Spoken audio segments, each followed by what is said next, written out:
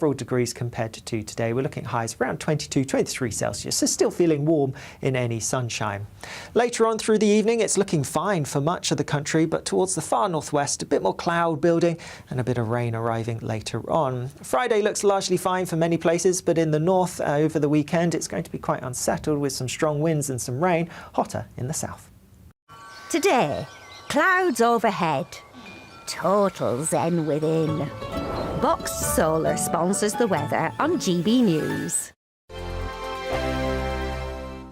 Welcome to Orla Santi by Domes Resorts, where we're celebrating with an incredible £60,000 to be won. Plus, we'll give you a fine gold bullion bar worth over £5,000. Don't miss your chance to win over £65,000 worth of prizes. For a chance to win, text GOLD to 63225. One entry costs £2.50 plus one standard network rate message. Or text BONUS to 63225. 5 entries cost £5 plus one standard network rate message. Go to gbnews.com/win. Entries start at £2.50. Call 0903 686 3232. Calls cost £2.50 plus your network access charge. Or post your name and number to GB22 PO Box 8690 Derby DE1 9TT. UK only. Entrance must be 18 or over. Lines close at 4 p.m. on the 21st of August. This is a network giveaway. Entries will be pulled. Please check the closing time if listening or watching on demand.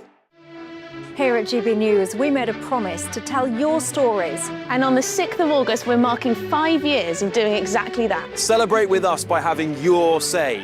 Join in the debates live on TV and radio. And tune in as your favourite presenters are live across the country, from Leeds to Aberdeen, from Belfast to Barry Island. Plus, join me in Essex for our biggest live show of the year. Tune in tomorrow, only on GB News, the People's Channel, Britain's news channel.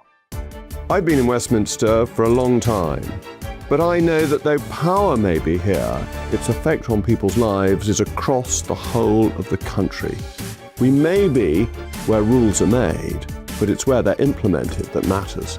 Join me, Jacob Rees-Mogg, for forthright and frank discussion on where Britain has come from, where it's going, and where it will end up. That's State of the Nation, Monday to Thursday, 8 to 9 o'clock.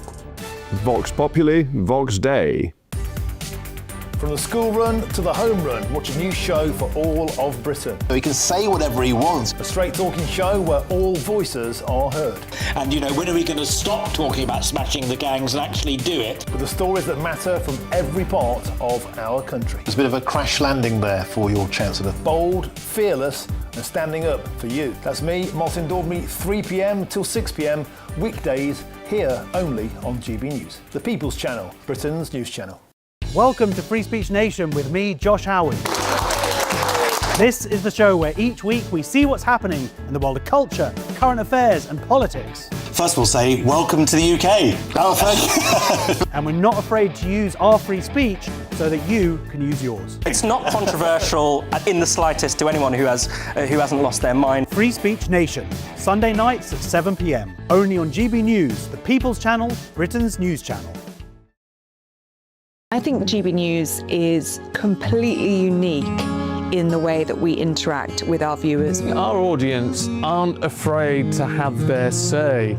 They want their voices heard now, and they've got a channel where that can happen. I find more and more as I'm wandering around, people come up to me and they say, we saw you on television. I say, oh yes, on what? On GB News. Hello, are you the famous Sue? The whole crew hit me here now. We came to celebrate. It's our job to be the eyes and ears of the viewers. They are part of the GB News family, and I'm pleased to say it's a very large family. And if people go to the time and trouble of listening and watching, then we've got to do a good job for them. Well, I'm here right in the epicentre of the protest. Here we go again. You just tuned in. Where have you been? It is raucous here tonight. That's what makes us the fearless champion of Britain.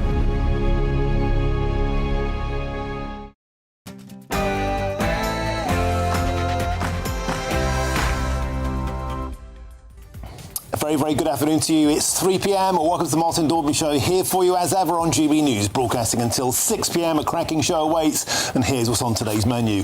Top story today, breaking news, the Metropolitan Police officer who shot Chris Cabba in South London in September 2022 has today been cleared of any wrongdoing by a police watchdog 4 years after the incident took place and almost 2 years after the officer was cleared of murder by a jury. Why did justice take so long?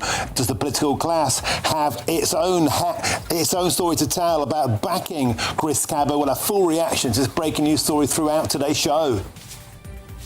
And furious police chiefs are threatening to take the government to court if the killers of PC Andrew Harper are released early. Thames Valley's top cops have blasted the decision as perverse and vowed to throw everything they have to get the releases overturned. Just 2 weeks into his new job, has Andy Burnham gone to war with the old Bill?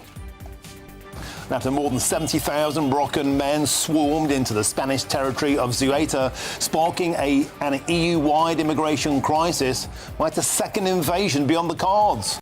Well, Facebook groups with a reach of more than 1 million are urging a fresh wave into Spain on August the 15th. Could this Spanish disaster bring a fresh wave of terror to British shores? And a shock new YouGov poll published today has put Reform UK back in pole position, nudging a resurgent Labour Party back into second. Labour hoped their woes were behind them when Keir Starmer fell through the trapdoor at number 10. But could the so-called Burnham bounce already be over? Dear Mr. Andy Burnham, we love our village. Please keep us safe. Just a beautiful story, and a GB News exclusive. The children of Piddington are begging the Prime Minister Andy Burnham to protect them as 1,200 immigrants are being moved into their tiny village in Oxfordshire. We'll be live from the village, hearing from locals. We are facing the biggest threat to this country since the Second World War. Has finally got green again. Today he issued a stark warning, saying that Britain was facing its biggest crisis since World War II due to the climate crisis after a summer of extreme heat. We're debating whether he has a point or whether it's just a load of hot air. That's all coming up in your next hour.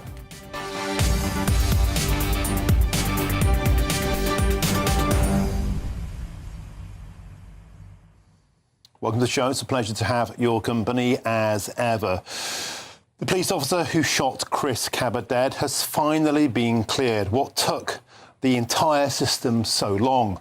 A brave officer doing his duty under the harshest of circumstances made a split-second decision. Decision in the end that made over 100 of his colleagues lay down their arms in support, meaning the government had to turn to the SAS to have counter-terrorism police on the streets of Britain, endangering the British public. The political class who whipped up the frenzy, if you remember, that was the tinderbox atmosphere, the aftermath of the killing of George Floyd in America. Did they want carnage to come to our shores? Jeremy Corbyn, Diane Abbott, whipping up a crowd in London, putting London on a knife edge, the country on a knife edge. Today, that officer has been totally vindicated. We'll have full analysis of this travesty of justice, and we'll have a full reaction to the political class and what they did. Were they part of the problem? Why did they believe Chris Cabba was innocent when the evidence was manifest? He was a known criminal from the age of 13. Don't go anywhere. Full analysis throughout today's show. Get in touch. gbnews.com/your say is the way to do so, or scan the QR codes on your screens now. But now it's time for your headlines, and here's Sam Francis.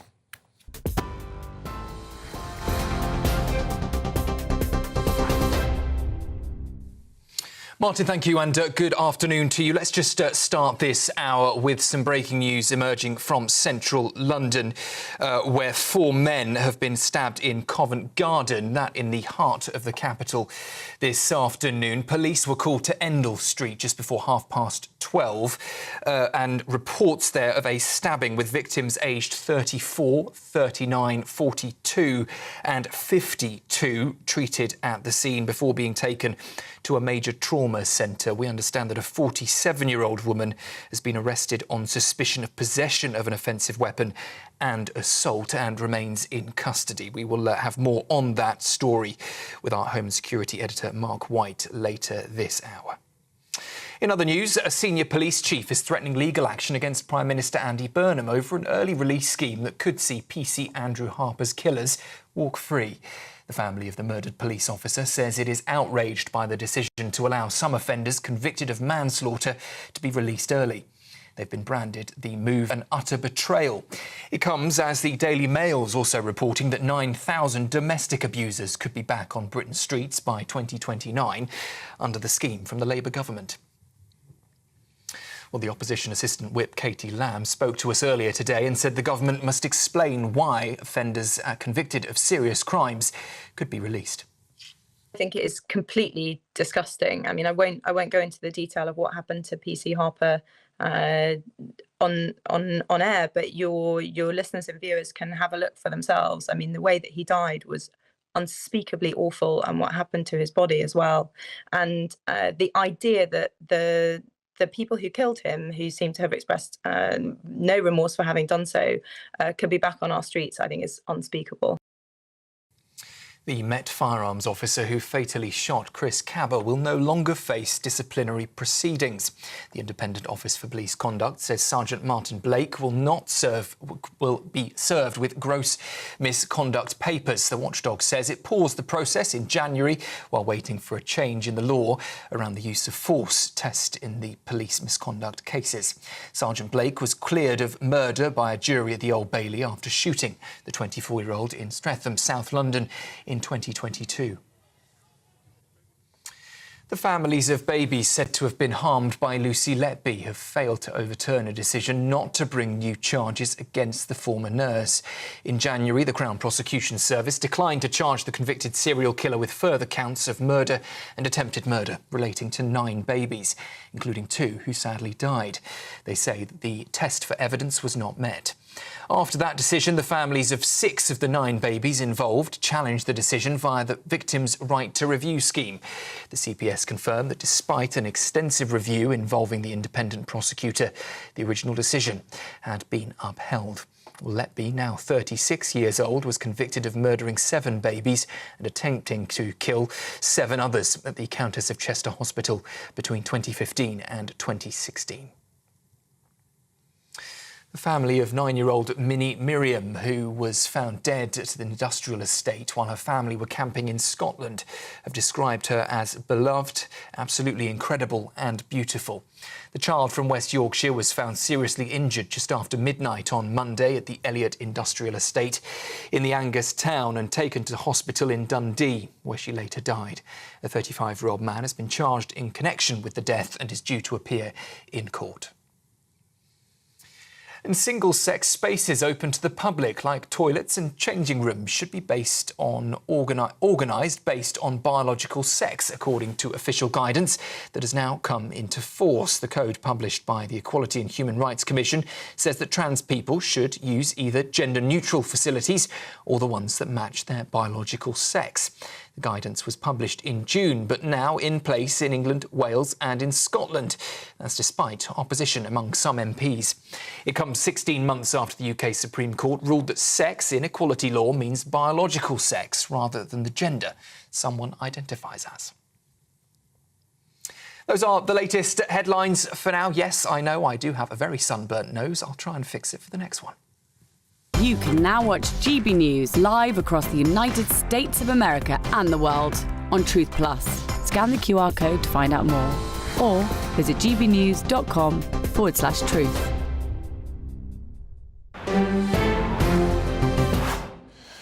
Thank you, Sam. We start today's show with some breaking news this afternoon, and it's this. A woman has been arrested after multiple people were stabbed in Covent Garden in central London. Of course, a very, very popular tourist and shopping destination. I'm joined now by GB News' national reporter, Will Godley, who joins us from Covent Garden. Will Godley, a very concerning story. What's the latest?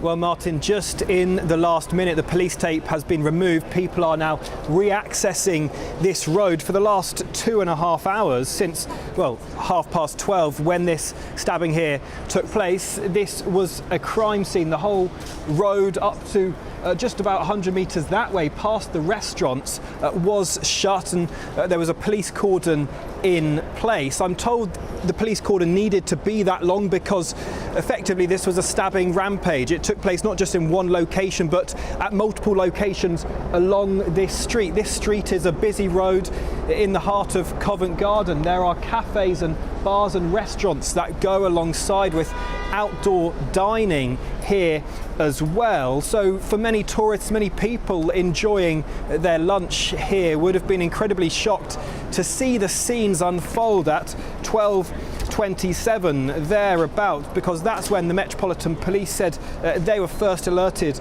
to reports today of a stabbing here on Endell Street in Covent Garden. I'll read you a little bit of their statement now, Martin. They said officers attended alongside the London Ambulance Service and London's Air Ambulance Service as well. I understand that the London Air Ambulance helicopter landed in Trafalgar Square, but ultimately the victims, the injured in this, were transferred to hospital by road. The statement from the Metropolitan Police goes on to say 4 men aged 34, 39, 42 and 52 were found with stab wounds and assessed at the scene by paramedics. They have since been taken to hospital and we await an update on their injuries. I understand it that those injuries are not believed to be life-threatening, but potentially could be life-changing. But as this statement reads here, we await an update from medics as these 4 men are being treated in hospital now. The Metropolitan Police have said a 47-year-old woman was arrested on suspicion of possession of an offensive weapon and an assault, and she was taken to custody where she remains. Now, this statement released about half an hour ago says police remain in the area and the scene here and in the surrounding areas. Well, that scene has just in the last few minutes been reopened to members of the public. You can see them now walking past me. Of course, this is a very popular tourist area. Now, the way I understand it is that somewhere on the scene here a pair of scissors was found by the police, and those police officers also looking at whether this is a mental health related incident. I understand some police officers believe that this could be as well, but of course this is just the very early stages of this investigation. A 47-year-old woman has been arrested and Martin remains in police custody. Much Will Godley there. Of course, that's a breaking news story. More on that as we get it throughout the rest of the show. Very alarming story there. 3 stabbed in Covent Garden. Police seized a pair of scissors and believe the incident was mental health related. Thank you, Will Godley. Now moving on. A watchdog has today confirmed the Metropolitan Police officer who fatally shot Chris Scabber will no longer face disciplinary proceedings. The officer shot the 24-year-old in South London in September 2022 after Cabber tried to ram his way past police cars, and he was cleared of murder following a trial in 2024. Well, let's now speak with GB News' Homeland Security Editor, Mark White. Mark White, justice at long last has been served for the police officer who was simply performing his duty under very, very pressurised circumstances. Why did it take them so long to reach this verdict? There is huge relief, there's no doubt, within police circles, with the officer himself, NX121, and his family and his friends, at the fact that this episode is now over and he can continue with his career and pick up his life effectively. But there's also a huge amount of anger that this has hung over this officer for at least 4 years now. The Metropolitan Police Commissioner, Sir Mark Rowley, speaking outside Scotland Yard, said that too often officers, particularly those frontline firearms officers who have to make these split-second decisions when dealing often with very dangerous criminals, can then be held to account not just in the first instance, but multiple times over many years. And that's what's happened with NX121, with multiple officers before him in other high-profile incidents that we've reported on over the year. It's led to, some firearms officers who are volunteers, remember, believing that actually it's just not worth it. Taking up this job, volunteering to carry a firearm in defence of the public, knowing that in a split second, when you're called upon to perhaps use deadly force, that can hang over you, can potentially result in you losing your liberty. Because remember, this officer was prosecuted in a prosecution brought by the Independent Office for Police Conduct. They charged him with murder and in October of 2024, he stood trial at the Old Bailey. But it took an Old Bailey jury just 3 hours to acquit him, found him not guilty on all charges, and he was cleared to go. But the Independent Office for Police Conduct wanted a second bite at the cherry, Martin.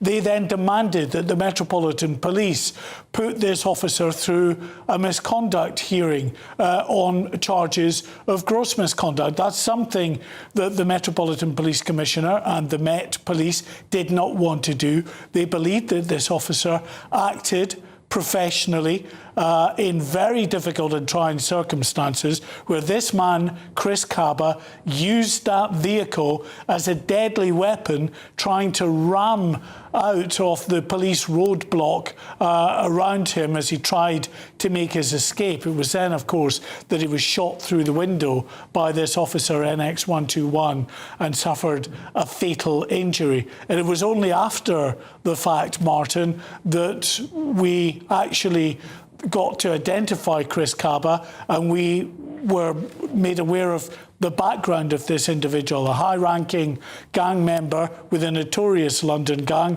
involved in crime for many years, who had shot and injured a man in a nightclub in South London just days before he himself was shot dead by police. And Mark White, the subsequent whipping up of a frenzy by the political class, I think, was an absolute disgrace. We'll have more on that later in the show. Mark White, thank you very, very much indeed. I know it's a case you've been following very, very closely over the years. Thank you, Mark. Now, we've got some breaking news for you, and it's this. A short moment ago, our new Foreign Secretary, yes, Ed Miliband, he was pictured meeting with the Secretary of State in the USA, Marco Rubio.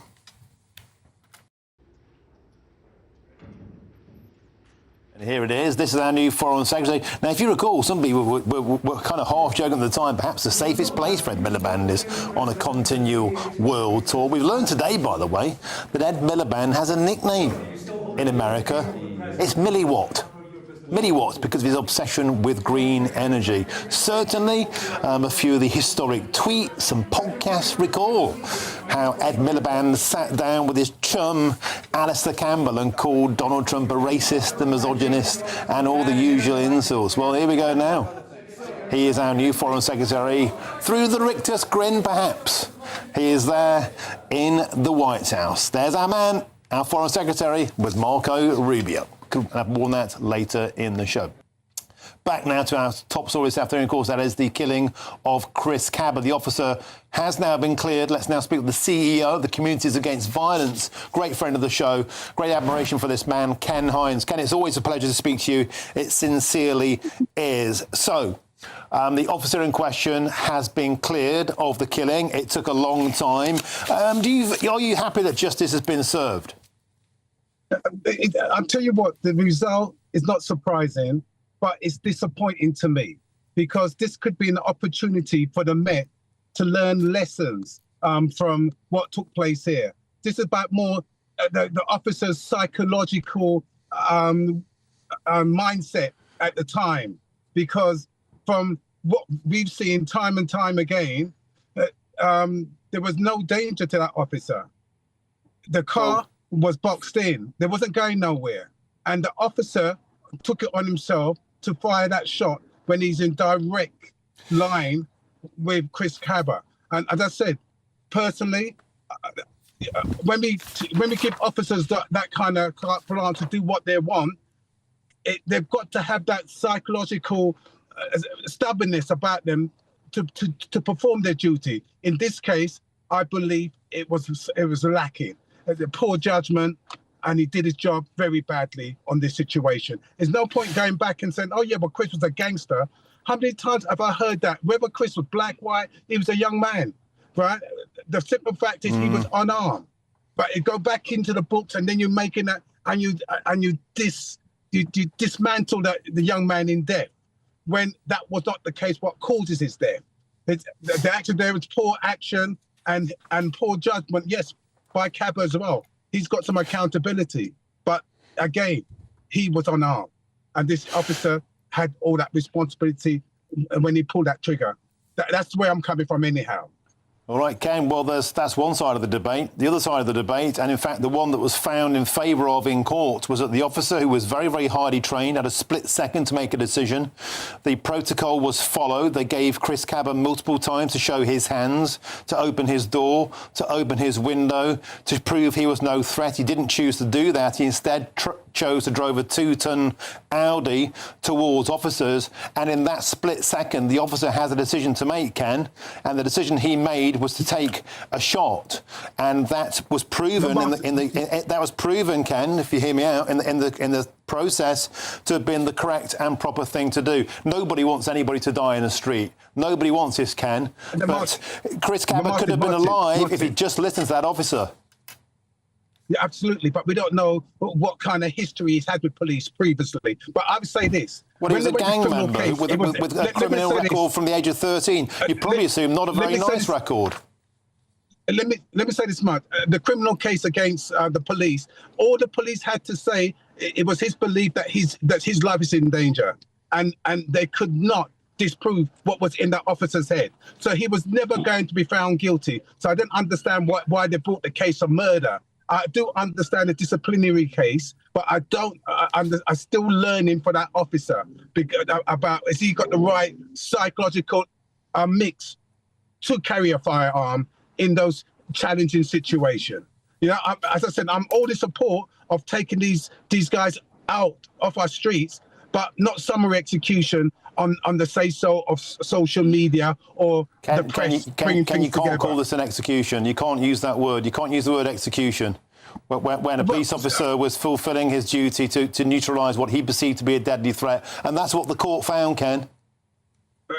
Yeah, well, OK, my bad, calling it execution. But there's a bad misjudgment in that situation. Because, as I said, I'm not telling people how they must do their job, but when it does go pear-shaped like this one here, you still should be held to accountable. There's learning to be had. We need to stop this. We need to stop this revolving door where some of us, especially young people, feel that they've got no trust in the police. And so, therefore, instead of giving themselves up, they want to put themselves in danger. Ken, I hear what you're saying, but I think a lot of people struggle to join all those dots together when you look at... You say there's no point mentioning that Chris Cabba was a gangster, but he was.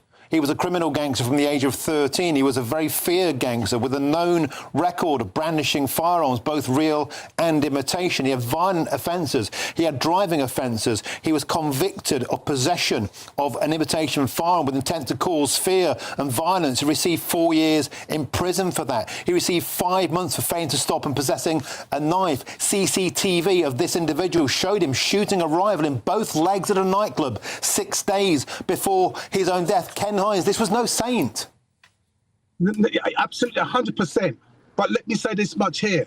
He was unarmed. He did not have any weapons on him on the time that the police didn't know who they were stopping. So all that goes out the window. If they were targeting him, then that might stand up to judgment. But they didn't know who they were stopping at the time. This all came subsequently down the line. So I'm still going back to the judgment, the poor judgment of that police officer at the time under challenging circumstances. That's where I'm coming from. OK, Ken, I appreciate your time. As ever, thank you for joining us today on the show. Thank you very much, Ken Hines. Now, still to come next, a shocking new poll perhaps published today by YouGov has put Reform UK back in pole position. They've nudged the Labour Party, a resurgent Labour, back into second. Here's the question. It's a so-called Burnham bounce, already bounced into touch. And also next, the children of Piddington are begging the government to protect them as 1,200 illegal immigrants are being moved into their tiny Oxfordshire village. We'll be live there in the village, hearing from the locals. That's next here on GB News.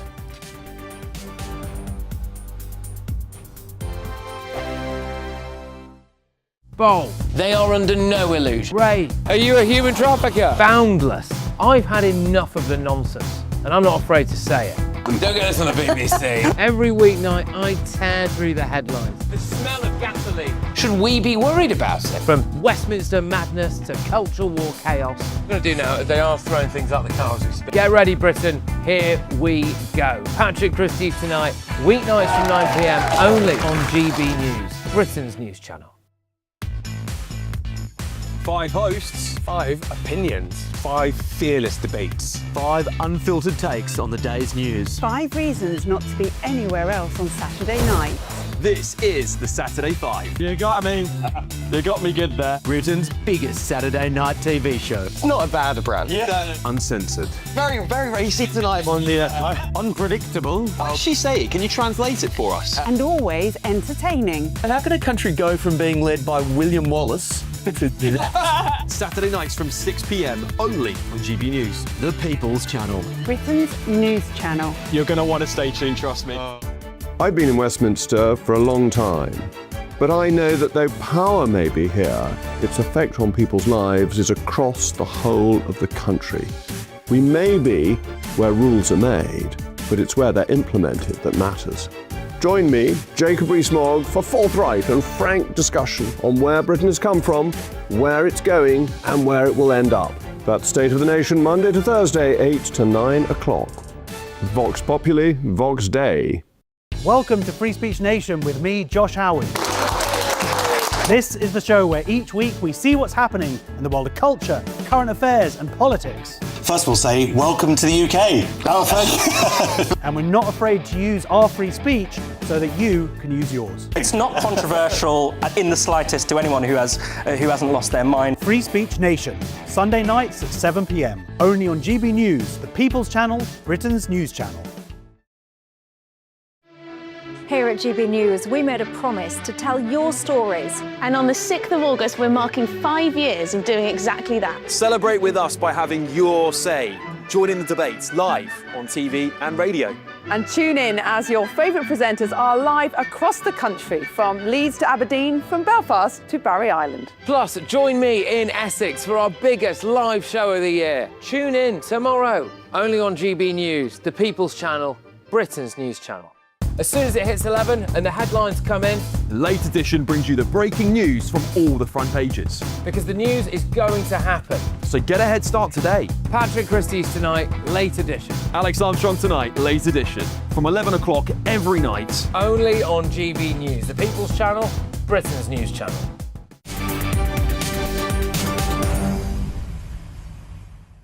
Welcome back. It's approaching 3:28 with me, Martin Daubney, here on GB News. Now, children in the picturesque Oxfordshire village of Piddington, they've sent letters and video messages to the Prime Minister, Andy Burnham, pleading with him to keep them safe from the 1,250 asylum seekers set to be housed nearby.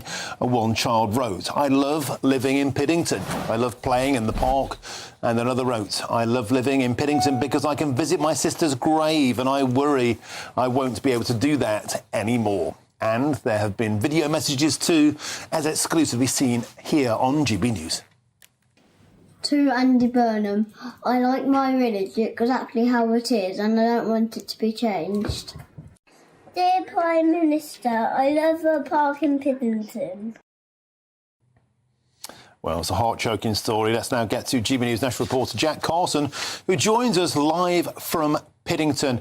Jack, welcome to the show. I've had the councillor in the studio who did that independence referendum. So distraught are they about what's happening to them here at the community. And now the children have sent messages to the Prime Minister. You're there in Piddington. What are the locals telling you, Jack?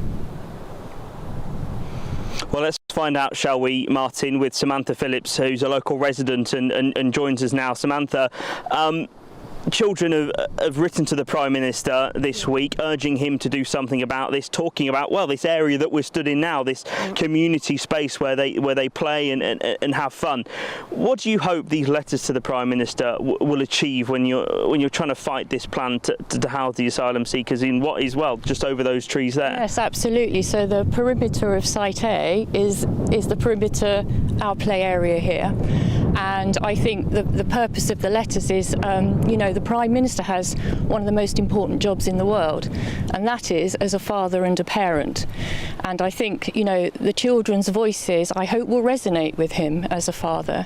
And as one parent to another, I would like him to reflect on his own kids' childhoods. I know he has 3 children that are grown up now, but think about all their great family times that they had together, the freedoms they enjoyed. They had open spaces, they played without fear. Their kids were allowed to reach all their developmental milestones through play, open and free play. So really it's an appeal to him as a father.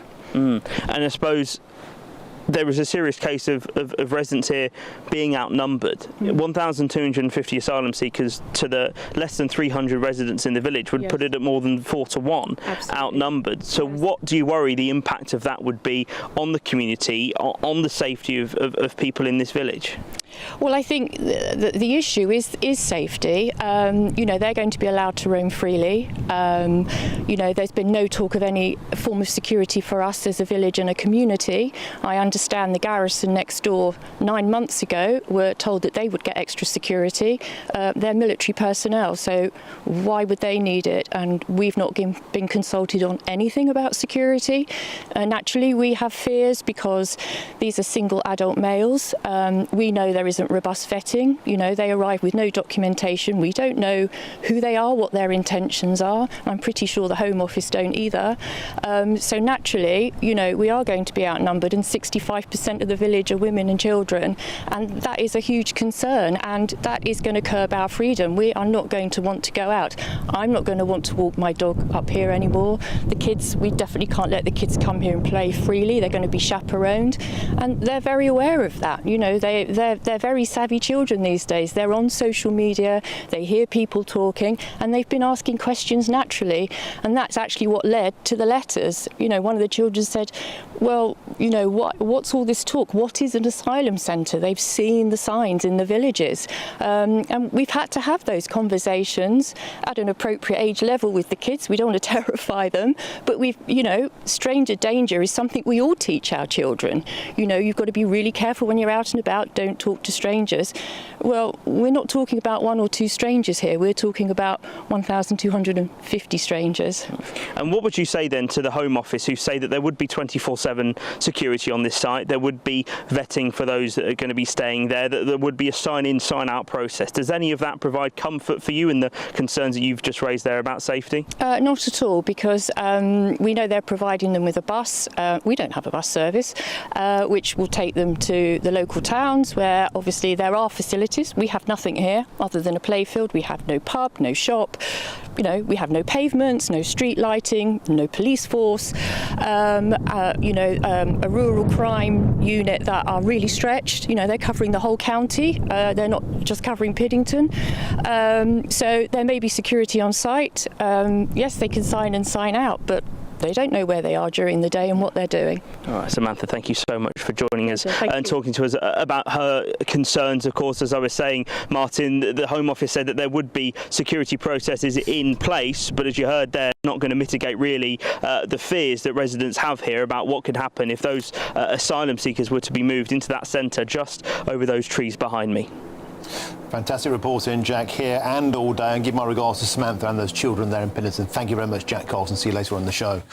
Back to the studio now. It's Wednesday, of course. It's 3 hours of arguing with GB News political commentator Nigel Nelson. Nigel, let's talk straight away about the situation in Piddington. My question to you is quite simple.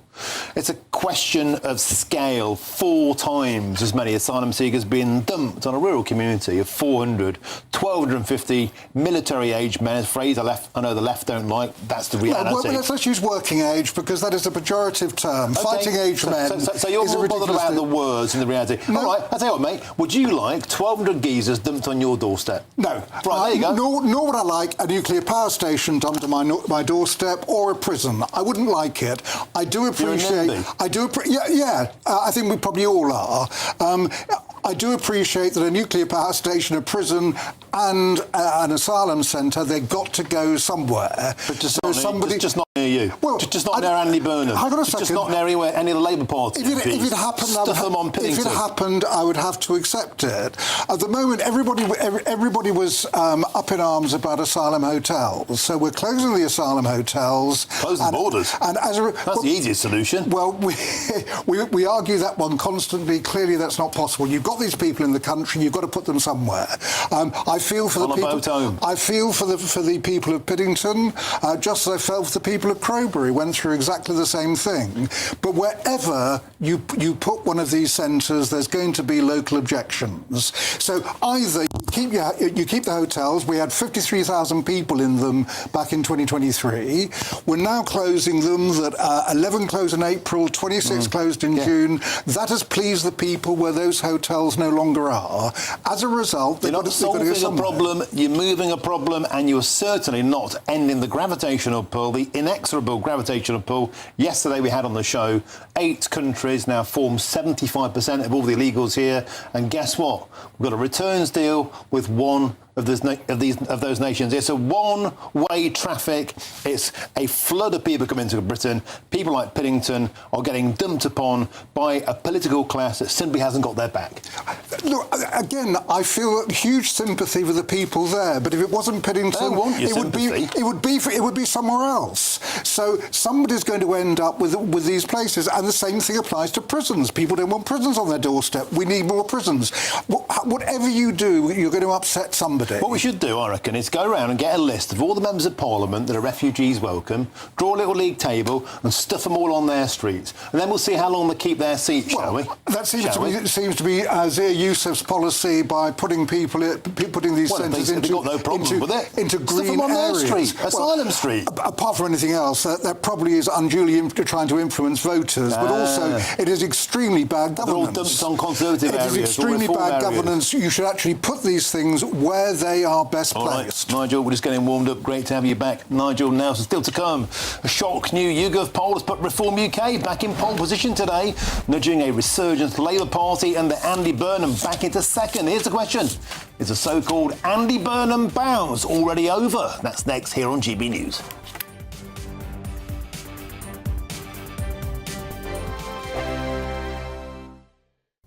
Hello again, I'm here with your GB News weather forecast from the Met Office.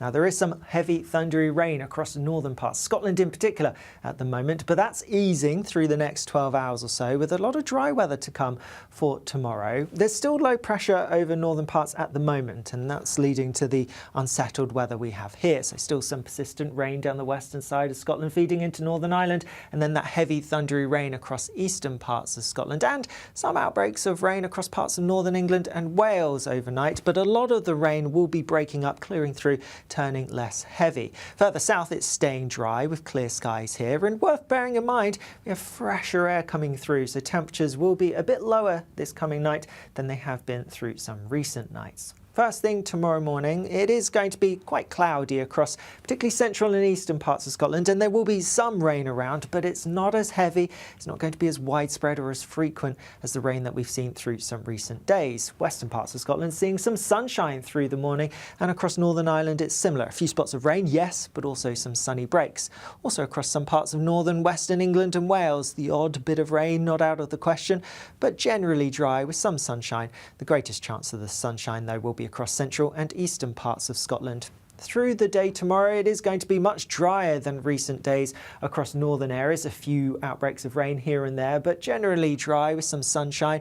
Again, the greatest chance of the sunshine will be across more southern and also some eastern areas. Worth noting with that fresher air, though, temperatures here will be down several degrees compared to today. We're looking at highs around 22, 23 Celsius, so still feeling warm in any sunshine. Later on through the evening, it's looking fine for much of the country, but towards the far northwest, a bit more cloud building and a bit of rain arriving later on. Friday looks largely fine for many places, but in the north over the weekend it's going to be quite unsettled with some strong winds and some rain, hotter in the south. thank you, Britain, for the thousands of you who are becoming friends of GB News each and every week.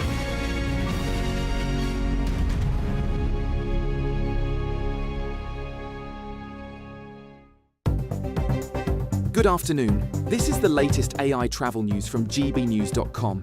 The M1 is closed between junctions 16 and 18 near Daventry due to emergency repairs.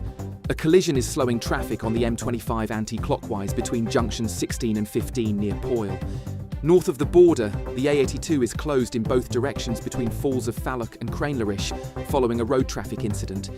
Across Wales, the A487 from Pengley to Comins Coch is affected by a collision. And on the trains, Cross Country and Great Western Railway services have reduced service between Newport and Cardiff Central, with delays between Swindon and Bristol Parkway. For more travel news, go to gbnews.com.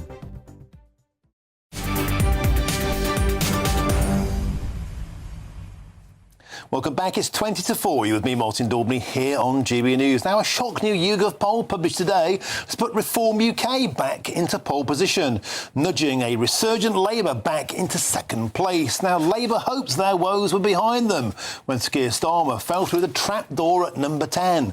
But here's the question. Could the so-called burn and bounce already be over? I'm delighted now to be joined by the legendary polling guru, Sir John Curtis. Sir John, it's always a pleasure to have your company. We expected a burn and bounce. So, John, it's impossible to be less popular than Sir Keir Starmer. And indeed, I think the last 8 polls that have been out had Labour first in 5. 3 of them were tied with Reform UK. But YouGov, who, let's face it, haven't been historically known as a friendly pollster, perhaps, to Reform UK, have got Reform in front today. Is the burn and bounce over? Well, I think we have to stand back, look at Martin, and of course, always be aware about one poll. So I think the question that is before us is, well, has the burn and bounce stopped bouncing any higher? And it's beginning to look, from the early evidence of this week, that that may indeed be the case. If you look at what happened in the first 2 weeks, he became Prime Minister. There was clear evidence of Labour in the first week advancing on the 21% that he was at when Keir Starmer eventually left 10 Downing Street. And then in the second week, it looked, most of the polling companies, most of whom kind of polled both the previous week and the next week, they were also finding further rises in Labour support. So when we got to the end of last week, we had Labour on average at 26%, Reform at 24%. Now, YouGov, amongst the various companies, was actually the company that had the lowest Labour share of any of the companies at 22% last week. It's 22% again. It's just that support for Reform has gone up by 1 point to 23, but actually YouGov have also tended to be rather low for Reform as well. We've got one other poll that's come out today from a company that polled last week, More in Common. That has Labour down a point, but it's still 3 points ahead of Reform. But again, that's consistent with the message of YouGov that the bounce hasn't disappeared. It's just stopped bouncing any higher. And a third poll from a company called JL Partners done over the weekend, who didn't poll, haven't polled for quite some time, but they had Labour also running at a few points ahead of Reform, running at about 26, 27%, which again is pretty much consistent with the evidence of other polls. So I think at the moment, Martin, one has to say, yeah, it looks as though the arrival of Andy Burnham and the advantage that's given to Labour, that does now seem to have reached perhaps its zenith. It's not yet starting to disappear, but we now perhaps begin to enter the era of regular politics. Meanwhile, I mean, I think the truth is that support reforms continues to be running at around the 24% mark, as compared to the 27% that they were at a few weeks ago. But yeah, those two parties are fighting it out for first place at the moment. So, John, a lot of us were saying at the time that a new leader, a new lick of paint on the bonnet, if you like, of course, gives the vehicle more appeal. But the fact of the matter, inside, the country is still a banger. The economy is on its knees. Sure. The borders are still porous. People need to see, feel and touch change before they'll believe it, right? Yeah, sure. Oh, absolutely. I mean, I think there is no doubt that in the end of the day, one has to realise that the challenges facing the Burnham government are the same very substantial challenges that face the Starmer government, the lack of economic growth, the difficulty of turning around the health service, the fiscal constraint, the boats still coming across the English Channel, to which, of course, we now also have to add that the need for more defence spending. And, of course, the Prime Minister has added to that litany the funding of social care. These are very, very substantial policy problems. And, yes, in the longer run, Labour will need to show evidence of turning around. What we saw in the first 2 weeks, however, was the way in which Andy Burnham is a rather more effective communicator than Sir Keir Starmer, and, came out with a number of announcements to try to give some sense of direction and of a new feel. Now, that said, what have we seen over the last 24 hours? We've seen how events, dear boy, events can make life difficult for a government. It's still embroiled in a row about the early release of some prisoners. The government had made some changes to its policy on that, but that has not left everybody happy. And we wait to see whether or not it can live out that storm. But, that's politics for you. Once you are in government, the unexpected turns up, and you're not always able to get yourself in a position where it's easy to deal with it. OK. So, John Curtis, a font of knowledge and always a pleasure. Thanks for having us on the show today. I appreciate your time. Quickly, Nigel Nelson, the Burnham bounce hasn't lasted very long, has it, mate? Well, I think that there was bound to be a bounce. The new Prime Minister is a novelty that tends to actually help with the polls. He also hit the ground running with cost of living measures. Cost of living is the most important thing to voters. Borders still porous? No, the cost of living always tops the voters' concerns. That's how general elections are won. If voters feel better off at the next general election than they did at the previous one. All this taxation that could be coming in, we don't know how much it's all going to cost. You've got a good point there. I want to see the polls go up and down. I want to see the polls on after October the 28th, when we have the budget. Should he have bunked off on holiday? Yes or no? No, he shouldn't. There we go. I think you're right. 2 weeks into any big job, if you're the CEO of a company, you don't clear off to the Bahamas. No, I'm in favour of politicians having holidays, but you're absolutely right. He's been 2 weeks into the job. He's got a big summer ahead of him to put things into place. No, he shouldn't have gone on holiday. We just agreed on something. We'll have to do something about it after the break. Thank you very much. I'll leave the studio now. Nigel Nelson. Now, meanwhile, from Surrey Holiday Sun, like Andy Burnham, here's the forecast of your top European destinations. Ready to soak up that holiday sunshine? Won't we need some cover? No worries. All sorted. All Clear Travel Insurance sponsors GB News Travel Destinations Forecast.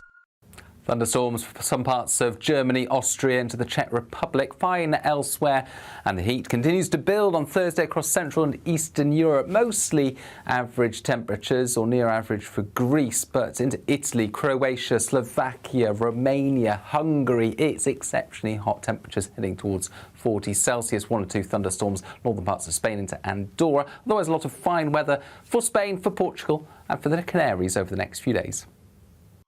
All Clear Travel Insurance sponsors GB News Travel Destinations Forecast.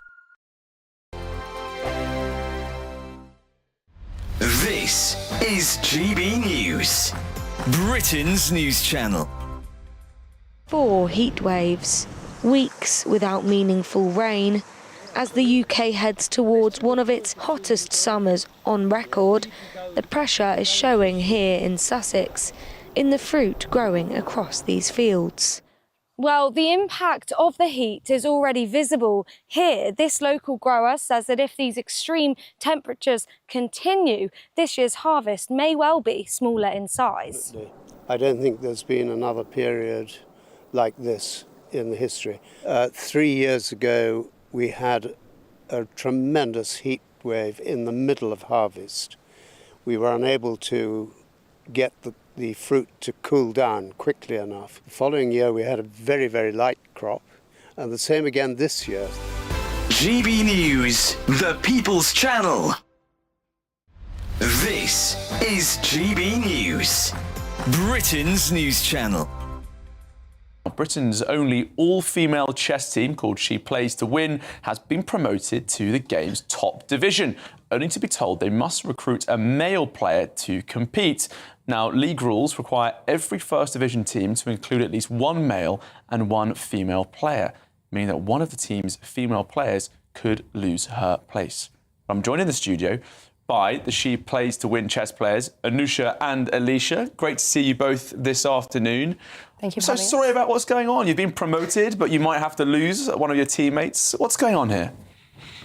So essentially we have fallen victim to this rule that She Plays to Win, our team, has been promoted to the first division in our league, but now must have a male player as part of the rules. GB News, the People's Channel.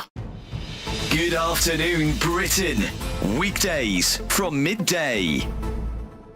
Well, that drought is due to long periods, record periods actually, with no rainfall and high temperatures. The areas that are affected, as you say, over half of England, half of the UK affected by that. The areas being East Anglia, Hertfordshire, the whole of London, Thames Valley, Hampshire and the Isle of Wight, Devon and Cornwall, the West Midlands and Wessex, covering Dorset, Somerset, Wiltshire and Gloucestershire. So a huge area impacted by that drought. There is also that amber heat health alert still in place here. That's in place until tomorrow. And temperatures today in the south could reach up to 35 degrees.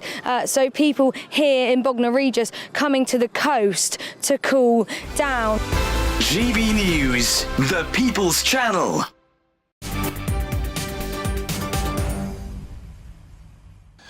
Welcome back. Your time is 10 to 4. You're with me, Martin Daubney, here on GB News. Now, a senior police chief has threatened legal action against the Prime Minister, Andy Burnham, in an effort to prevent the killers of PC Andrew Harper from walking free under Labour's early release scheme. While the family of the murdered police officer has expressed outrage at the Prime Minister's decision to allow offenders convicted of manslaughter to be released early, branding the move an utter betrayal.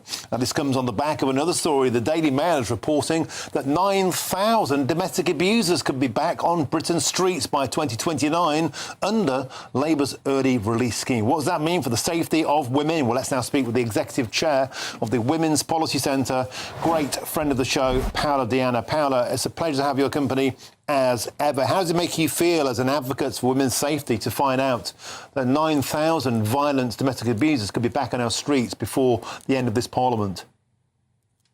Martin, this is tragic. This is the only word that can come out of my mouth. I'm deeply worried for all the victims of these abusers, because we know that many of them, not the majority, might offend again. So these women are now, and their children, are now in deep, deep danger. And what struck me is the priority of this government. They talk about defending women, but they never do that. They actually do the opposite. And this is what's happening right now. While our Prime Minister goes on holiday, our streets will be flooded with these criminals and abusers. And women and children, we know they are the ones who will pay the higher price. So I was looking at the data. The Ministry of Justice gave us the data that roughly 10,700 foreign nationals are now in our prisons. Well, why don't we deport them instead of releasing our abusers on the streets? Why don't we clear off some space in the prisons? So this would be a priority for the government. But of course, no, the priority is going on holiday, right? Which captain goes on holiday when his people are in danger?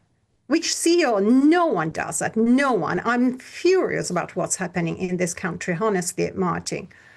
Paola, you accept, as we all accept, that we have a problem with prison capacity and we have to do something about it. One solution you suggested there is to send foreign nationals back to their own country. That free a heck of a lot of spaces, in fact, a lot more than are planned to be released here.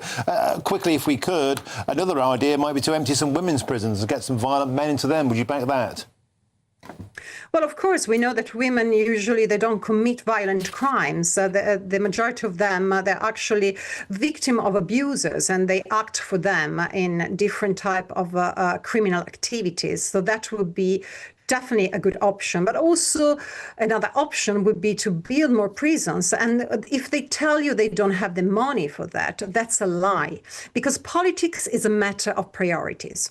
So if you have a priority and the priority is defending your citizens and women and children first, while you find the money, you will have to cut some benefits, as an example. Why don't we cut the benefits for polygamous men coming here from Muslim countries? Why do we have to pay for the third and fourth and second wife of these men?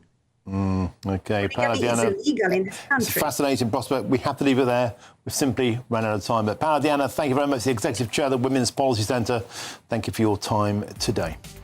Now we'll have more for you, Nigel Nelson, in the next hour. We've run out of time for this hour. Coming up, the Metropolitan Police officer who shot Chris Cabba dead in South London in 2022 has today been cleared of wrongdoing, of any wrongdoing by a police watchdog. But why did it take 4 years for that to happen? That's next here on GB News.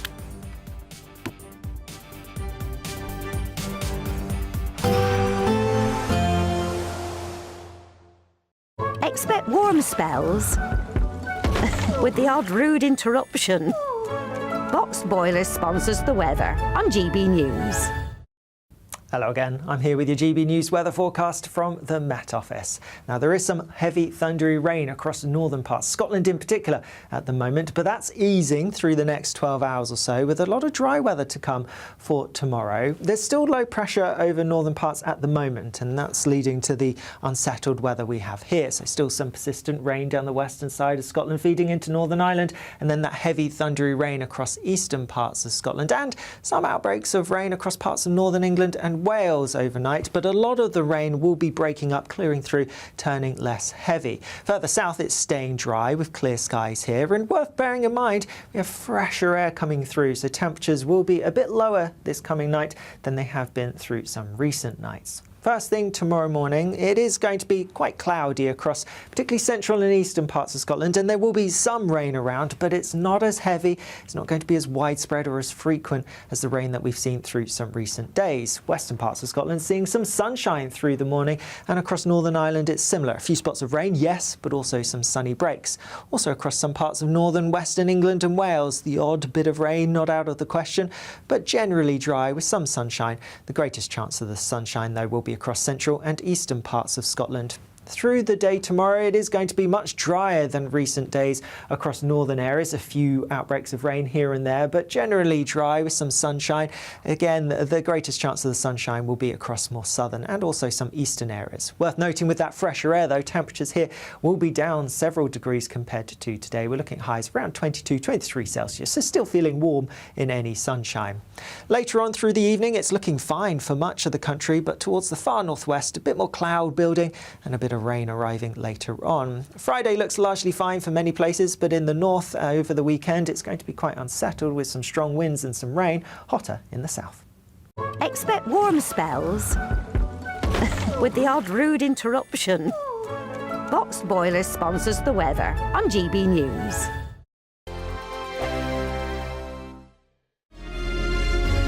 Thank you, Britain, for the thousands of you who are becoming friends of GB News every week.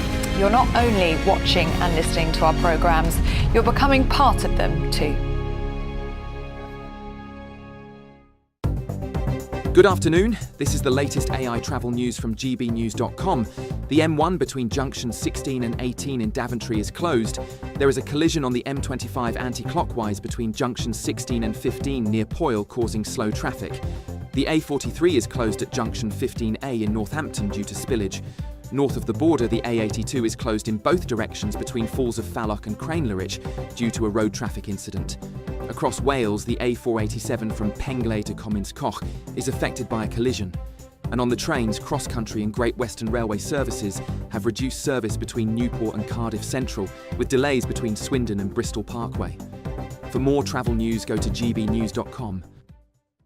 We're celebrating a golden summer with your chance to win a real gold bar. That's right, a fine gold bullion bar worth over £5,000 could be yours. We're also going to make sure your finances are fabulous with £60,000 in tax-free cash. For a chance to win, text GOLD to 63225. One entry costs £2.50 plus one standard network rate message. Or text BONUS to 63225. 5 entries cost £5 plus one standard network rate message. Go to gbnews.com/win. Entries start at £2.50. Call 0903 686 3232. Calls cost £2.50 plus your network access charge. Or post your name and number to GB22 PO Box 8690 Derby DE1 9TT. UK only. Entrance must be 18 or over. Lines close at 4 p.m. on the 21st of August. This is a network giveaway. Entries will be pooled. Please check the closing time if listening or watching on demand. Good luck. Some people enjoy lazy Sunday mornings, but not me. What's the truth of the matter? So that's a very live question. Would you support him if he waters down these plans? Before the spin sets in, I'll be getting to the truth. This is personal. No soft questions, no easy answers. It's one thing if the state has rules in this country. It's another thing whether the police and others actually police them. Setting the agenda and holding those in power to account. You can't really blame her if the system is set up this way. You will not want to miss it, trust me. The Camilla Tominey Show, Sundays from 9:30, only on GB News. Join me, Nana Akwe, for an informative, interactive news programme with a difference. It's fun. No, he didn't say that, though. I'm so surprised. I think there's an element of truth to that. Join me from 3 p.m. every weekend, only on GB News, Britain's news channel.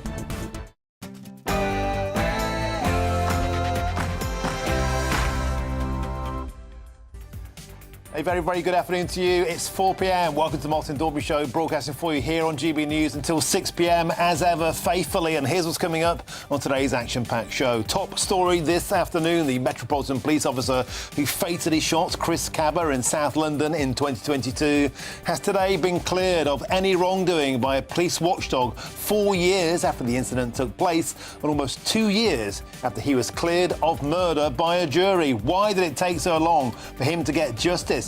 And what about the politicians who whipped this up at the time? Should they hang their heads in shame? We'll have full reaction to this breaking news story throughout today's show.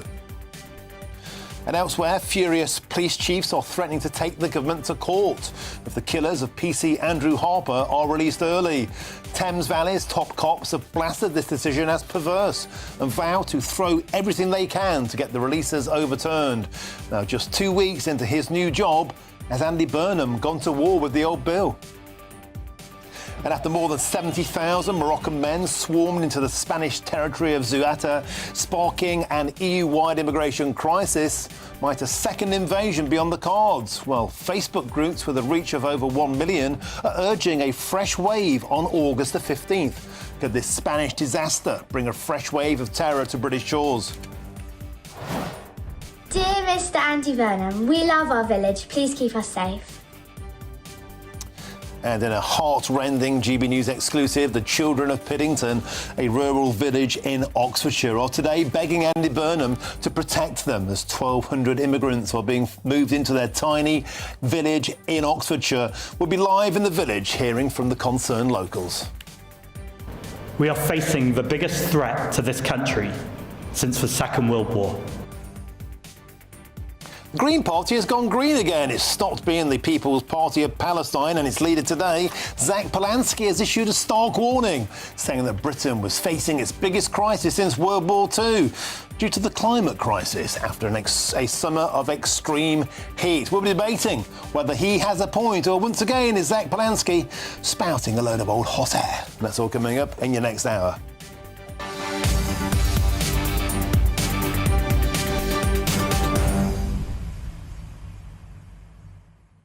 Welcome to the show. It's a pleasure to have your company. The officer who fatally shot Chris Cabba in September 2022, today cleared, exonerated of all wrongdoing. Why did it take so long for this officer who was simply doing his duty under the most intense of pressures? Why has it taken so long for him to be vindicated? And yet, cast your mind back to the time, just months after the killing of George Floyd in America, when people here in Britain were seemingly whipping up a frenzy on the streets of London, trying to draw parallels. Jeremy Corbyn, Diane Abbott, the usual suspects, trying to rev up social tensions. Today, the officer has been cleared, but the conversation remains. Why did it take so long? Why was the officer vilified for so long? And why on earth has it taken so long for that man to be cleared? Get in touch, GBNews.com/your say is the way to do so, or scan the QR code on your screens now. But now it's time for your headlines, and here's Sam Francis.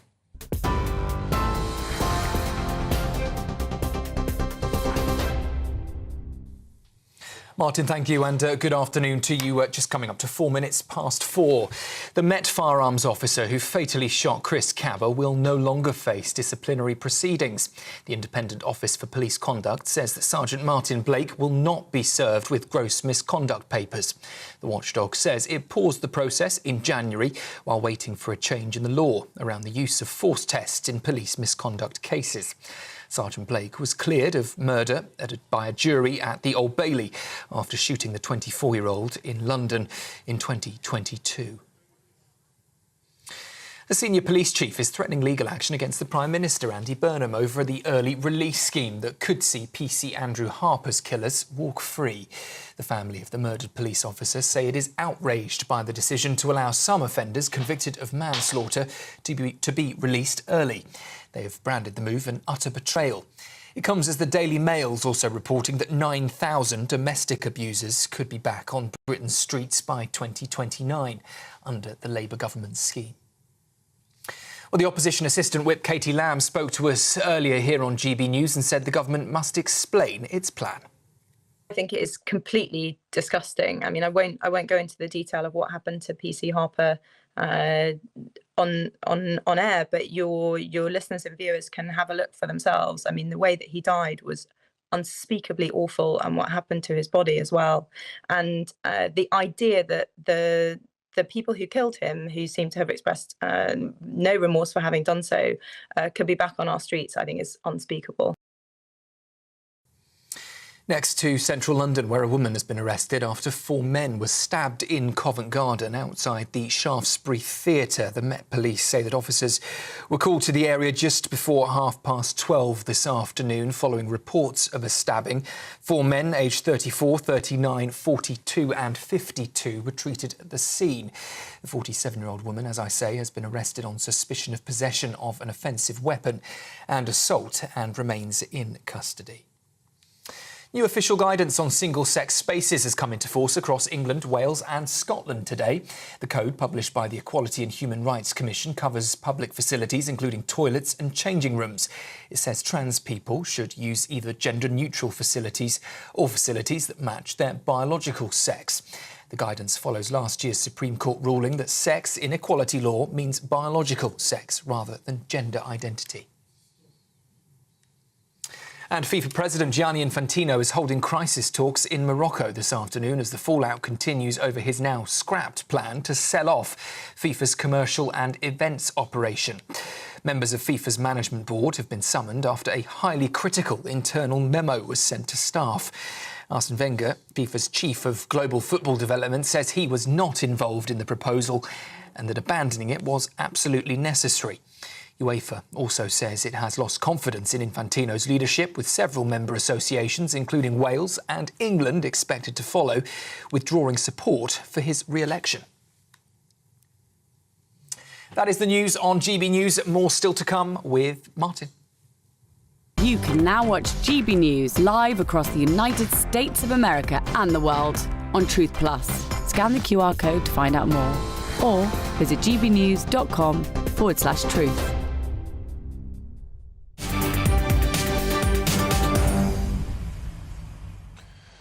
Thank you, Sam. Top story this afternoon. A watchdog has today confirmed that the Metropolitan Police officer who fatally shot Chris Cabba will no longer face any disciplinary proceedings. The officer, of course, shot the 24-year-old in South London in September 2022 after Cabba tried to ram his way past police cars with his own Audi. He was cleared of murder following a trial in 2024. Let's now speak with GB News' Home and Security Editor, Mark White. Mark, a case you followed from the very, very beginning. Why has it taken so long for justice to be served? That's precisely the point that the Metropolitan Police Commissioner, Sir Mark Rowley, is making. This is the kind of issue that hangs over particularly firearms officers all too often when they are forced to make split-second decisions that sometimes require them to use lethal force. Then there is a process of accountability that goes on and often on and on. In this case, more than 4 years. But this is by no means unusual. Multiple firearms officers over recent decades have had the same kind of issues hanging over them. And Sir Mark Rowley says about time that there is a proper system of accountability that is just more expedited in the way that it operates. Now, this man was obviously shot dead in an operation to stop his vehicle, but he was using that vehicle as effectively a deadly battering ram to try and smash his way out of that police roadblock. And there was officers right in harm's way as that was happening. So NX121, the officer involved, took a shot which killed Chris Kaba at the end of the day, a shot to stop the suspect that ended up costing him his life. He went to trial at the Old Bailey. The Independent Office for Police Conduct had brought a criminal charge of murder against this officer. It only took Martin, a jury, 3 hours to find him not guilty. But after that, the IOPC wanted a second bite of the cherry. They insisted, against the wishes of the Metropolitan Police, that Scotland Yard carry out a sort of gross misconduct hearing against this officer as well. They have now dropped that eventually, some 4 years down the road. So the Metropolitan Police Commissioner and many of the colleagues, including NX121 himself, happy that this has finally ended, but angry that it's dragged on for so long. And the hope is, Martin, that now going forward there can be a better way of holding officers accountable, but in a much more timely fashion, so they don't have these issues hanging over them for years at a time. Marie, as ever, thank you very much indeed for joining us on the show today, Mark White. Let's get my next guest on now. I'm delighted to be joined by the former Metropolitan Police Officer, Graham Whetton. Graham, it's always a pleasure to have your company. There's a feeling here of a system that isn't protecting police officers who are putting their lives on the line, making split-second decisions. They're very, very highly trained. They're the most competent and adept people, let's be honest, perhaps in the entire country. And yet when something like this happens, there's a feeling they're thrown to the wolves, disbelieved. The criminal in question, a notorious gang member who was a criminal from age 13, seems to be deified today. Graham, you must be relieved that at least some final justice has been delivered. Afternoon, Martin. Yeah, I'm thrilled for NX121. Don't forget as well, he was named before the trial. There were various people in authority who actually demanded he be named. So that then impacts not only on him, but his family as well, because his name then goes out in the public domain before he's convicted. And as Mark's just rightly outlined there, the trial took place. The jury found him not guilty of murder in almost like record time, having been involved in trials of that nature and that complexity. That was a really quick decision by the jury to acquit him of murder. The IOPC, the Independent Office of Police Conduct, and there's minimal independence, it would seem there, then decided to take disciplinary matters, because police officers face almost like two goes at this. One is criminal and then one is discipline. So we're looking at excessive force, excessive use of force that's contrary to the discipline code, and that equals a gross misconduct charge. Gross misconduct means you can be dismissed from the force and lose your job and your livelihood. So he's faced that now for 2 years, 2 long years, waiting for them to decide there is no discipline case to answer. It's a ludicrous system. It isn't about protecting police officers. It's about the right sort of accountability. It's wrong for police officers to have to face this length of time. It's also wrong for families to wait this long. But it's this body of people to take such a long, inordinate amount of time to look through the facts, which a court have looked at and assessed and decided there's no case to answer. Graham Whetton, one of the most astonishing aspects of this case as it moved on was that 100 other firearms officers laid down their arms, in effect. They refused to go to work armed and ready because they just didn't believe that the system would have their back, in solidarity to this officer NX121. And that precipitated an incredible thing.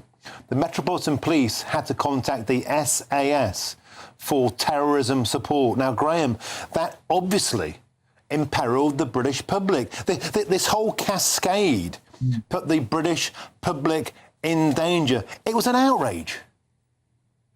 Yeah, Martin, you're right. It was, and again, I think that showed the depth of feeling within policing about this decision. Officers didn't feel they were going to be supported. It's not just about being protected or safeguarded, but they're not getting the support from society. They are literally putting their lives on the line to go towards these dangerous armed individuals, to stop them when they need to, and then now basically almost like thrown to the courts with no support at all, a lengthy process which impacts not only them but their family, their livelihood, their future lives, etc.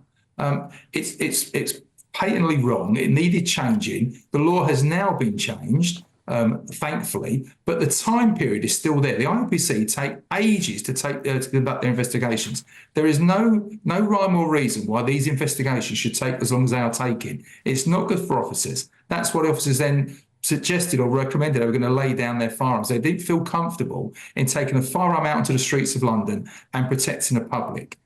It was the right thing to almost to say to the authorities, to say, you need to have our backs to support us. We're out there protecting you. We need some protection now from society and the law, and it's the law that needs to protect them. Graham, when you cast your mind back to that period, it was only 3 months after the killing of George Floyd in America. The country was a powder keg, especially after lockdown. People were really, really on edge about this. And what we had was an incredible situation where Chris Kaba was almost deified as an innocent party in this. And then the reality came out, and it's worthy of being repeated. He was a core member of the Brixton-based 67 gang, one of the most violent gangs in all of London. Drugs and arms is their game. His convictions as a criminal began aged 13. They included violence, weapons and driving offences. In 2019, Chris Kaba was convicted of possessing an imitation firearm with intent to cause fear. In 2020, he received 5 months for failing to stop and possessing a knife. Let's not forget, only 6 days before his own death, there was a video, a CCTV footage of showing him shooting a rival in both legs. This is no saint. And yet, at the time, the media seemed to be in a frenzy of painting Chris Kaba as the innocent party and the police officer as the bad guy. I remember the time, it was almost as if the officer involved was being prejudged. That's why myself and other contributors you have with a law enforcement or policing background will always say, wait for the facts. Those facts weren't known by the officer when he pulled his trigger. They weren't known by him. The car was known to be involved in a shooting, and possibly the individual in the car was known to potentially be armed and dangerous and therefore a lethal threat to you. So you deal with a lethal threat accordingly, according to your training and your experience, etc. That's exactly what officers did on the day. So those facts weren't actually known, but you're right. Within policing, within many people, the background was known, but that isn't what's judged at the court either. The officers just want a fair hearing, a fair body of people to look at all the facts and judge you, assess you on what you know at the time and the actions you take at that time. Split-second decisions should be judged in the manner they are taken in, not literally poured over for months, years it's been afterwards, with all sorts of facts that they then find out afterwards. So that's all the officers are asking for, is a fair hearing, but a timely hearing as well, not to take years to come to the decision that was clearly the right one. And it's also worth pointing out that, of course, they didn't know that Chris Kaba was at the wheel of this Audi, but the car itself was associated with several shootings in the past. Now, this would have been known, presumably, to officers, hence the armed response outfit. And they repeatedly gave Chris Kaba the opportunity to show his hands, to stop driving, to open his doors. Chris Kaba didn't take those opportunities, Graham Wetton, and as a consequence, he is no longer with us. Graham Wetton, thank you very much for your time today. Always a pleasure to have your company. Thank you, sir. Thank you, Martin. Back to studio now. I'm joined by GBNews senior political commentator Nigel Nelson. Nigel, I want to talk about the politics of this because I think it's an absolute disgrace. I did at the time and I certainly do now. Jeremy Corbyn was at the front of the queue calling for justice for Chris Kaba. He went to a demonstration in London. It was on social media. We can all support demanding #justice for Chris Kaba. Diane Abbott was also part of this. Harriet Harman consistently, whose constituency included Kaba's parents, consistently included calls. It was incomprehensible, she said, that the officer had not initially been suspended. Dawn Butler, Sadiq Khan, the list goes on. The country was on a powder keg. The political class seem to take sides. Why? I think that they would regret many of the comments that they made in retrospect. That's the first thing. When you mentioned Henrietta Harman and the suspension, I do think in a situation like this, there should be an automatic suspension for the officer, provided that the process to actually determine whether or not there is any blame attached to what the officer did is quick. So I back Mark Rowley in saying this whole thing must be speeded up. It is not fair to let somebody be hanging on for 4 years not knowing what their fate will be.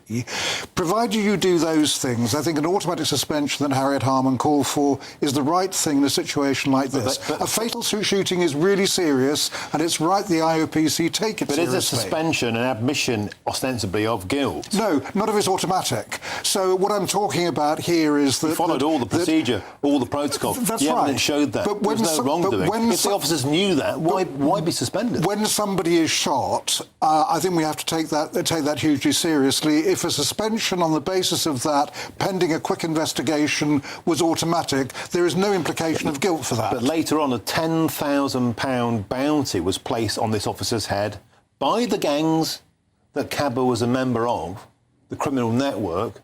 A suspension maybe would make them believe, he's guilty. It's dangerous to suspend people. What I'm saying potentially, if you know they're innocent. If it's automatic, if somebody is shot by a police officer, that police officer is immediately suspended.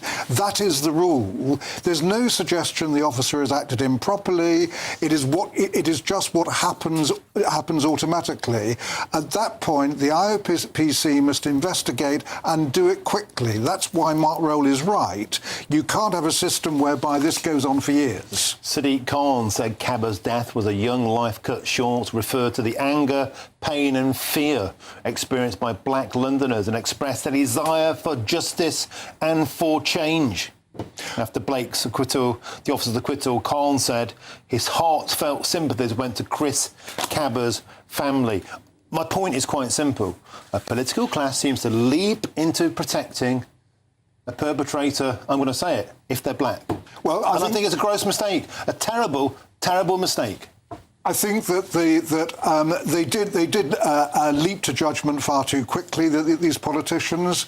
As I've just said, I'm sure that they regret some of their words now.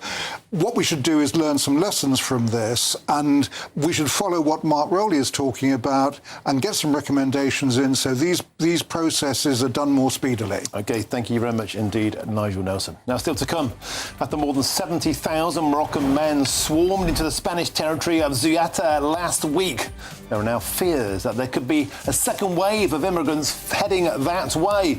Could there be a concern to Britain? And also, next, the children of Piddington, a tiny village in Oxfordshire, are begging the government to protect them as 1,200 illegal immigrants are being housed into their tiny area. We'll be live from the village, hearing from the locals next here on GB News.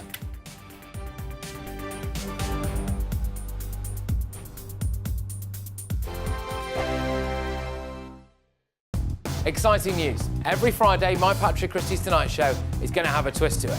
We're welcoming some special guests. You. That's right, on Fridays I'm going to be doing my show in front of a live studio audience, because this show is about you and what you have to say. It's going to be the same big debates, same big topics, same big opinions. But every Friday night at 9 p.m, you are invited to come on down to Patrick Christie's Tonight to be a part of the action. Only on GB News, the People's Channel, Britain's news channel. At GB News, we love to hear from you, our loyal community. So drop us a line at gbnews.com/your say. There you can talk to each other and also to the presenters live on air. gbnews.com/your say, because GB News is your channel, Britain's news channel. Britain is not just a geographical expression. We are a people bound together by history and culture that are distinctively British. Join me to celebrate our music, theatre, artworks and literature, which we can explore and enjoy together. Everybody's welcome. Sunday with Michael Portillo. Every Sunday at 11 a.m. on GB News, the People's Channel, Britain's news channel. Britain deserves a newsroom that puts the facts and your voice first. Well, and that's what you get on GB News. Lively debates, lively conversation, And we're not afraid to hold power to account. and each other. So join me, Andrew Pierce, And me, Miriam Gates, for Britain's Newsroom, weekdays from 9:30 on GB News.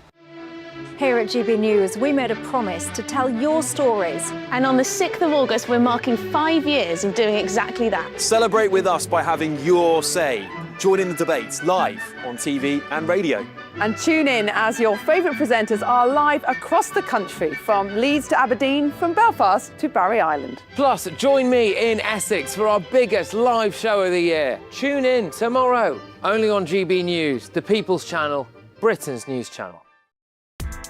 Join me, Nana Akweer, for an informative, interactive news programme with a difference. It's fun. No, he didn't say that, Dave.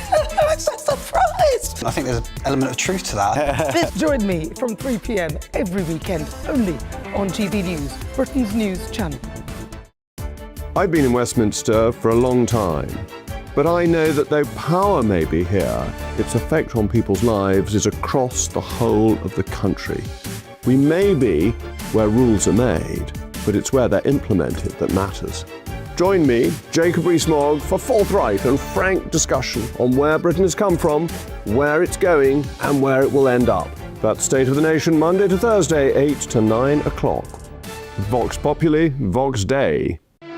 Here at GB News, we made a promise to tell your stories. And on the 6th of August, we're marking 5 years of doing exactly that. Celebrate with us by having your say. Join in the debates live on TV and radio. And tune in as your favourite presenters are live across the country, from Leeds to Aberdeen, from Belfast to Barry Island. Plus, join me in Essex for our biggest live show of the year. Tune in tomorrow, only on GB News, the People's Channel, Britain's news channel.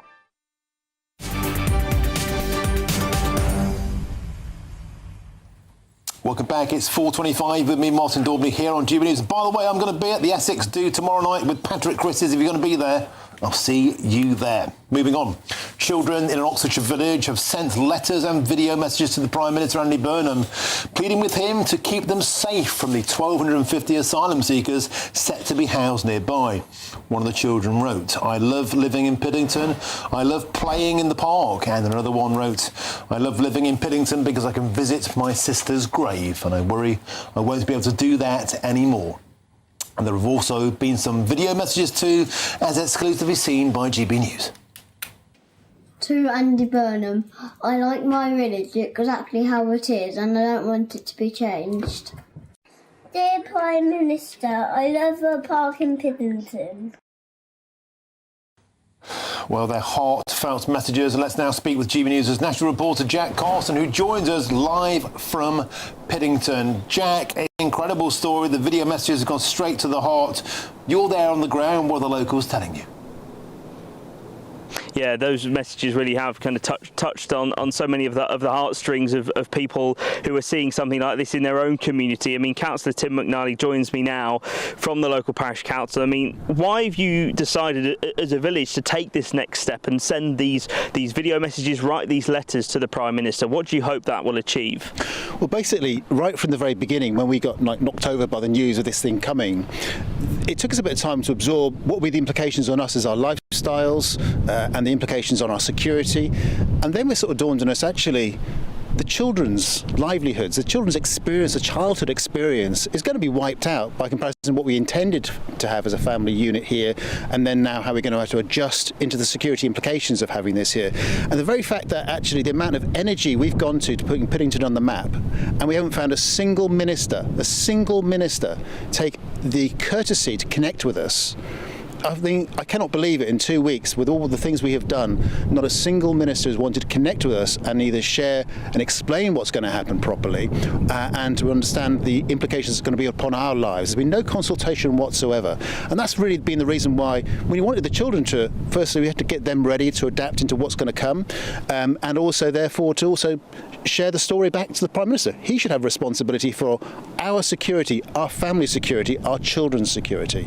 Does that lack of consultation make you quite angry that it seems that these plans are being put in place, that there's been a fact sheet saying that this could be a site that's used for a decade or even more, and yet as the less than 300 residents, you've not receive so much as a letter in the post to explain what the kind of thinking is from the government and moving asylum seekers here from out of things like hotels? Yeah, absolutely nothing whatsoever. And the aspect here is that this is not a barracks. This is actually just a complete flat site. So there's no resources at all here for barrack mentality. So in terms of, could we help? I mean, this is the other thing, is maybe we can help this government with a face-saving solution here, but they haven't even reached out. So how can we impact on the solution if they don't actually reach out to us and help themselves on this problem? And you've picked up on security. Of course, this area where we're standing in now is really one of the big community assets here. It's a playing field which children enjoy all year round, and that's what so many of the letters have focused on, this park particularly, and the worries there. Now, the Home Office say that there would be 24/7 security on this site, that people going in would be vetted, that there would be a sign-in, sign-out process. So those kind of factors and things that the government say they will do, does that give you any kind of comfort as to the safety of the residents and the children in this village, that those security measures will be put in place? I don't doubt the security measures will be put in place. Whether they're effective or not is actually another matter. There is no way they can do the security vetting to the standard that we would be satisfied with, or you would be satisfied with, because they can't. They admitted 10 weeks ago, they admitted on Radio 4, the Home Office were interviewed, they could not verify the age of these people. So how on earth can security vetting be done to a standard that would actually say, yes, you should be allowed out, we can trust you? There's no way, because they've already done one illegal act and they could be moving away from other illegal acts. We don't know. And to say that, yes, we'll wrap this up in a nice blanket of comfort to make you feel comfortable that this has been done, I'm sorry, it doesn't wash with me. All right, Councillor Tim McNally, thank you so much for joining us and speaking to us this afternoon. Of course, you heard there directly from him and all the residents that we've spoken to throughout the day here, Martin. There's serious concerns about the safety of these residents if this plan was to go ahead. Thank you very much, Jack Costle, there for joining us live from Piddington. And give my regards to Tim McNally. Had a great pint with him in the Westminster Arms after he came in to see me here in the studio. Thank you very much indeed, Jack, and thank you indeed, Tim. Back to studio now, joined by our political commentator, Nigel Nelson. Nigel, what I find astonishing about these stories always, to a T, is this. Tim McNally there saying he's reached out to multiple ministers, saying supporters, not a dicky bird, not even the courtesy reply. Here's my plan. Let's take these 1,250 asylum seekers and dump them in the ministers' constituencies. Then we'll see how long they're MPs for, shall we? Certainly there should have been a consultation. I'm not sure it would have achieved anything, because quite clearly what Piddington doesn't want is an asylum centre on their doorstep. Understand that totally. Stick them in Corbyn's allotment. Stick them in Diane Abbott's patch. Seriously, all these refugees welcome MPs, stuff them in their street. Right. Well, just supposing that you're working in the Home Office and you have to decide where these things go, probably Jeremy Corbyn's allotment would not be the best site for an asylum centre. But it might be as reasonable as Piddington. Well, it may well be. 4 times as many asylum seekers as villagers. That can't be right. Well, where else do you put them? We have the same situation in Crowborough, where we put 500 migrants there. Haven't heard anything from Crowborough since then, by the way, but an awful lot of objections before they arrived. Now, what should happen is a proper consultation with local people. Well, it never does, or if it does, it gets ignored. Well, I don't think it would have changed their minds about whether or not they would welcome having the centre there, but it's the right thing for the government to do. They don't do this. This is a fault of the Home Office. They don't tell towns when a migrant hotel is... Would you take 1,250 asylum seekers on your postcode? I would rather not. Here we go. But I don't want a nuclear power station there either. I don't want a prison there. Even so, if there was a suitable site in my postcode... No illegals in my backyard. In my postcode, if there was a suitable site, I'd have to accept it. We've got a solar farm about to be built there. I accept the site for the solar farm is the right place to put it. I'd rather they found somewhere else. Of course I do. I think a lot of people would rather a solar farm than an asylum farm, if you beg the analogy. Thank you very much, Nigel Nelson. Superb as ever. Now, still to come, after more than 70,000 Moroccan men swarmed into the Spanish territory of Ceuta last week. Could there be a second wave of migrants heading that way? It seems that could be the case. And is that an issue for Britain? First, though, without any further ado, here's your headlines with Sam Francis.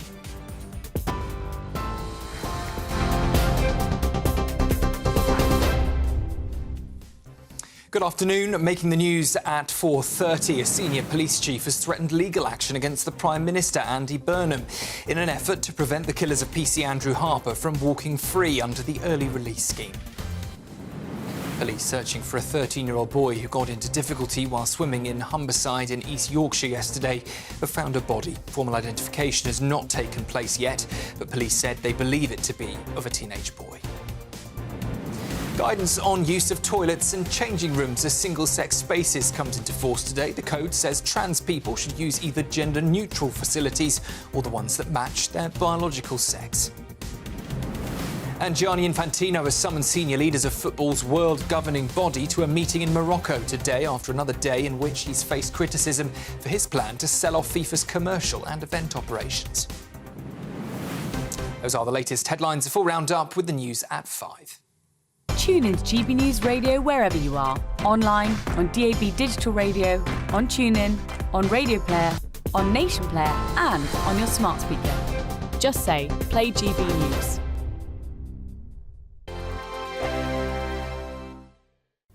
Hello again, I'm here with your GB News weather forecast from the Met Office. Now there is some heavy thundery rain across the northern parts, Scotland in particular at the moment, but that's easing through the next 12 hours or so with a lot of dry weather to come for tomorrow. There's still low pressure over northern parts at the moment and that's leading to the unsettled weather we have here. So still some persistent rain down the western side of Scotland feeding into Northern Ireland and then that heavy thundery rain across eastern parts of Scotland and some outbreaks of rain across parts of northern England and Wales overnight, but a lot of the rain will be breaking up, clearing through, turning less heavy. Further south, it's staying dry with clear skies here, and worth bearing in mind, we have fresher air coming through, so temperatures will be a bit lower this coming night than they have been through some recent nights. First thing tomorrow morning, it is going to be quite cloudy across particularly central and eastern parts of Scotland, and there will be some rain around, but it's not as heavy, it's not going to be as widespread or as frequent as the rain that we've seen through some recent days. Western parts of Scotland seeing some sunshine through the morning,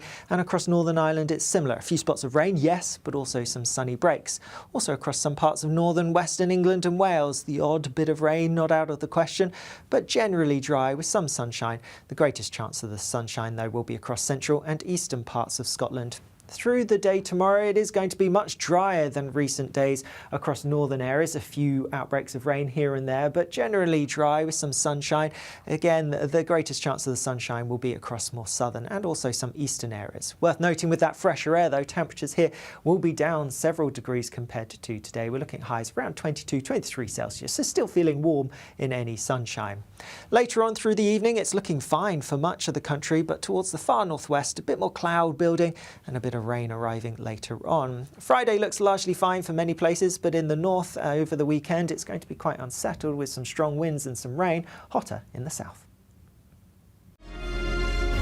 Thank you, Britain, for making GB News Radio such a huge success. Whether you're in the car, on the go or listening at home, thank you for choosing us as your radio station.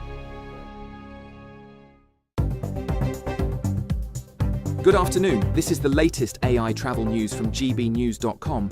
The M1 northbound between junctions 14 and 15 near Daventry is closed until at least 9 p.m. There is a collision on the M3 eastbound between junctions 4 and 3 in Camberley. North of the border, the A830 is closed in both directions west of Corpatch due to a road traffic incident. Across Wales, the A487 from Penglaze to Cominscoch is affected by a collision.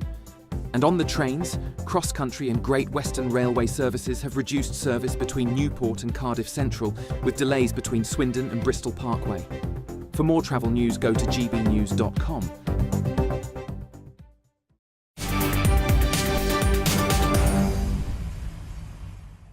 Welcome back. Your time is 4:37. You're with me, Martin Daubney, here on GB News. Now, African migrants are reportedly plotting illegal immigration surges towards Ceuta, the Spanish coastal city, for a second time. Now, this comes after 72,000 migrants stormed the enclave last week, with at least 88 people having died in the carnage. I'm delighted now to speak to the economic advisor to the president of the National Rally, Jordan Bardella, and that is Charles-Henri Gawa. Charles-Henri, always a pleasure to have your company. We're here now there could be a second wave of immigrants planning to storm the fort at Ceuta. A Facebook message has gone out with more than 1 million followers. How concerned should we be, not only for this fresh wave, but also the fact that wave may land on our shores, both in France and in Britain? Yeah, it's definitely possible. I don't know if you have seen the images of Ceuta, the Spanish government by Pedro Sanchez. They have just added a buoy barrier, but it's a joke. It's not even 1 meter high, so you can go above it if you're a bit a sportsman. So I think it's possible, and it's still quite easy to cross the border between Morocco and Spain. And what we may add before talking about a second wave is this first wave is still there, because they have told us that almost everyone have come back to Morocco, but it's not true. When you look at the images, and I have some friends that have been there, it's thousands of migrants that are still there. You know that for migrant minors, they will be relocated in Spain on the continent. So when you're on the continent within the Schengen area, you can go wherever you want. And there have been some images of not minor, but classic, let's say, migrants that have arrived to Andalusian shores. So of course you have to do it, and they do it. They've done it by boats. But once they are in Ceuta, you know that some will be able to go to the continent, so to France or maybe even to the UK. And what is also worrying, when you have the newspapers El Español, they have told that the Spanish police have also located 10 people that were sent back to their countries by Spanish police because they have some link with jihadist activities. So of course it's always worrying, and we have a subject with Spain, because when you are weak about immigration, when you have done, like in the case of Spain, 1 million mass regularization, of course it will create appeal to go there, because they know that they can be regulated, and once they are in Spain regulated, they can go in the whole Europe. So it raises a question of the Schengen area, which is not working right now. On our side, we're advocating to keep Schengen area only to European citizens, thus someone that have, let's say, just a title, which is a foreigner, he wouldn't be allowed to circulate, let's say, freely within Europe.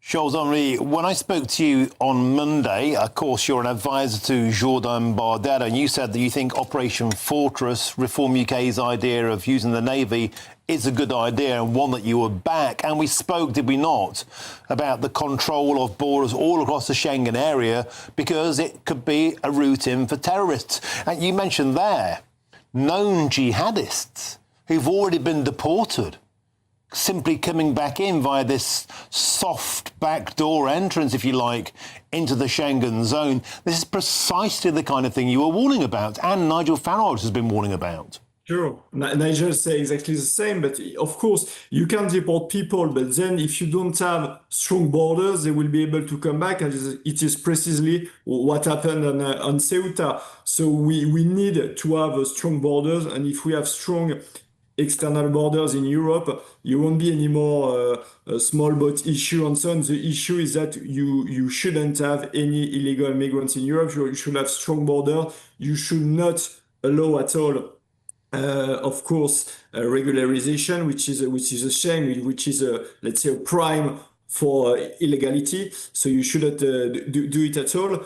And I think that's the main issue. And when you talk about the dead people in the Mediterranean and anyone else, you don't have to be weak. You have to be tough, because if you are weak, you will encourage people to try and to cross the Mediterranean issue, and you will have dead. So if you are strong, they won't even try to do it, and you won't have these people dead. So I think if you're strong, it's when you are strong that you will prevent people from dying in the Mediterranean.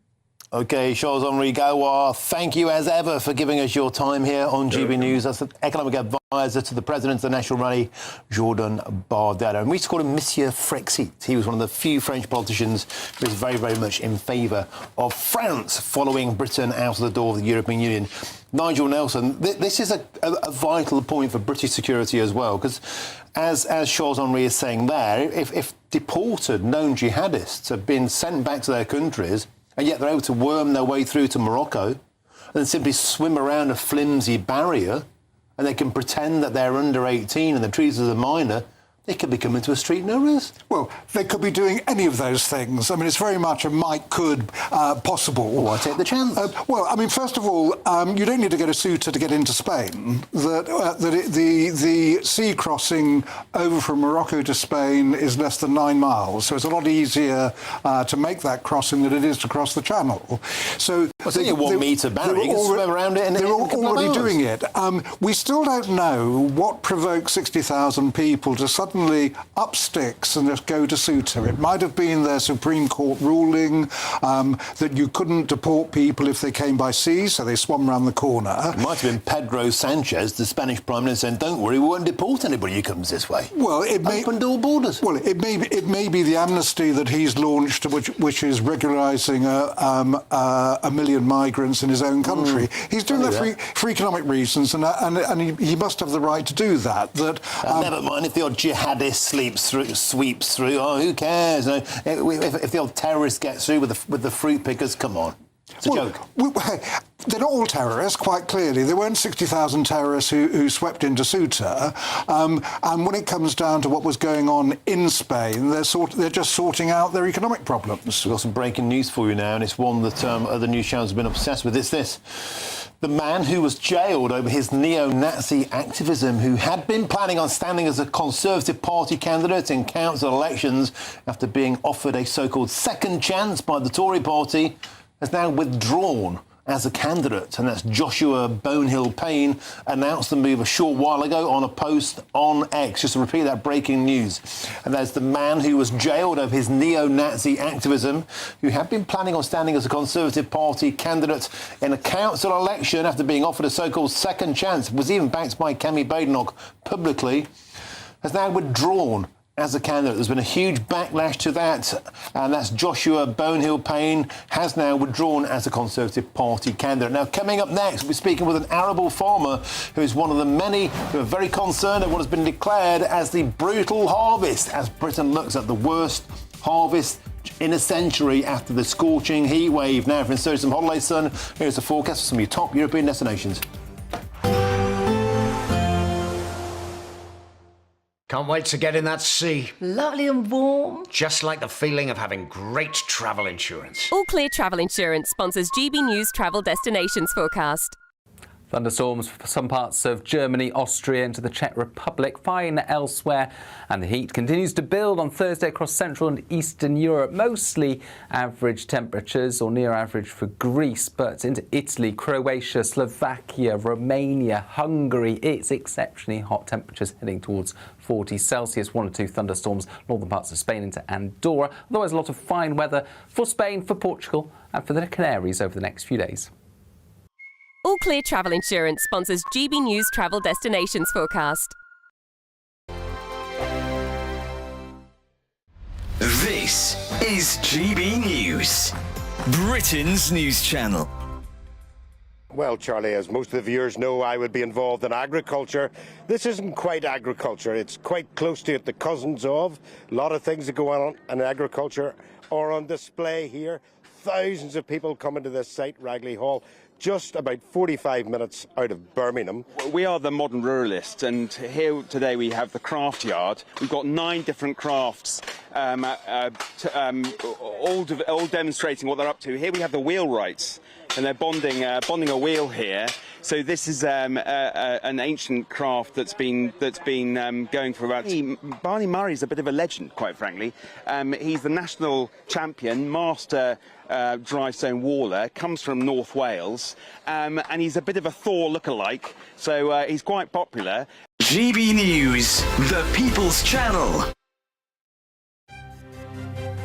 GB News Breakfast. every day from 6 a.m.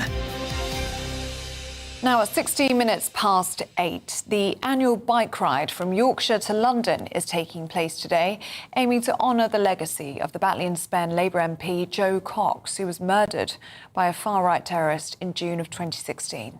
Well, the bike ride aims to champion a cause she was passionate about, as this year marks the 10th anniversary of her tragic death. Kim, if we can just start with you, what is your sister's legacy? Well, there's so much that we've got to be proud of that's been done in Jo's name.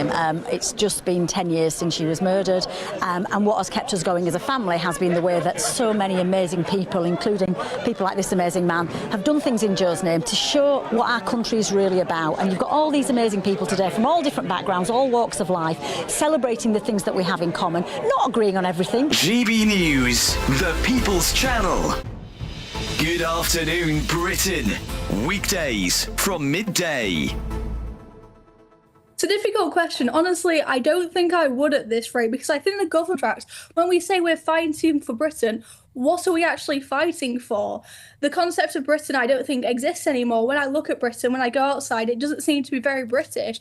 And I think the core demographic of the people who would normally fight, these white working class boys who, you know, have been fighting for Britain, who we expect just to sacrifice their life in a fight, you know, they've been demonised for decades and decades by the government, by our education system, by the media.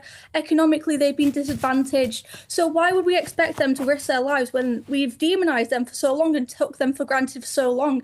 And this concept of Britain fighting for the British government, you know, the British government has betrayed us. GB News, the People's Channel.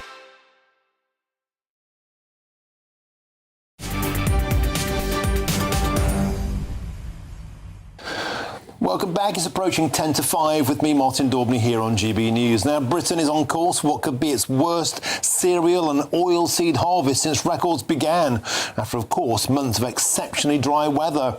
Now, experts warn that prolonged droughts has severely damaged those crops, with yields of barley, of oats and of oilseed rape expected to fall to record lows. Now, the findings have reignited concerns of the UK's food security.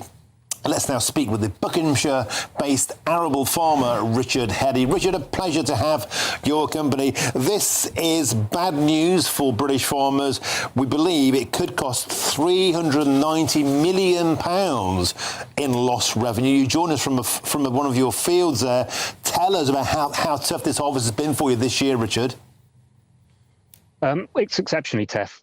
You come into a field expecting to be nice and full of wheat, and actually it's only got about half the wheat in there that you're expecting. The dry weather has just stopped the plants growing to their full potential. They've droughted out, and there's just barely any seed in there for us to harvest. And Richard, we saw some pictures from your fields earlier on. There are cracks big enough to put your leg down. I mean, we've got severely drought-ridden areas, right?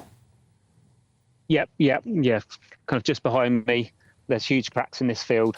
And how are the plants meant to find moisture when there just isn't any in there? And in terms of yield, obviously it's severely depleted it.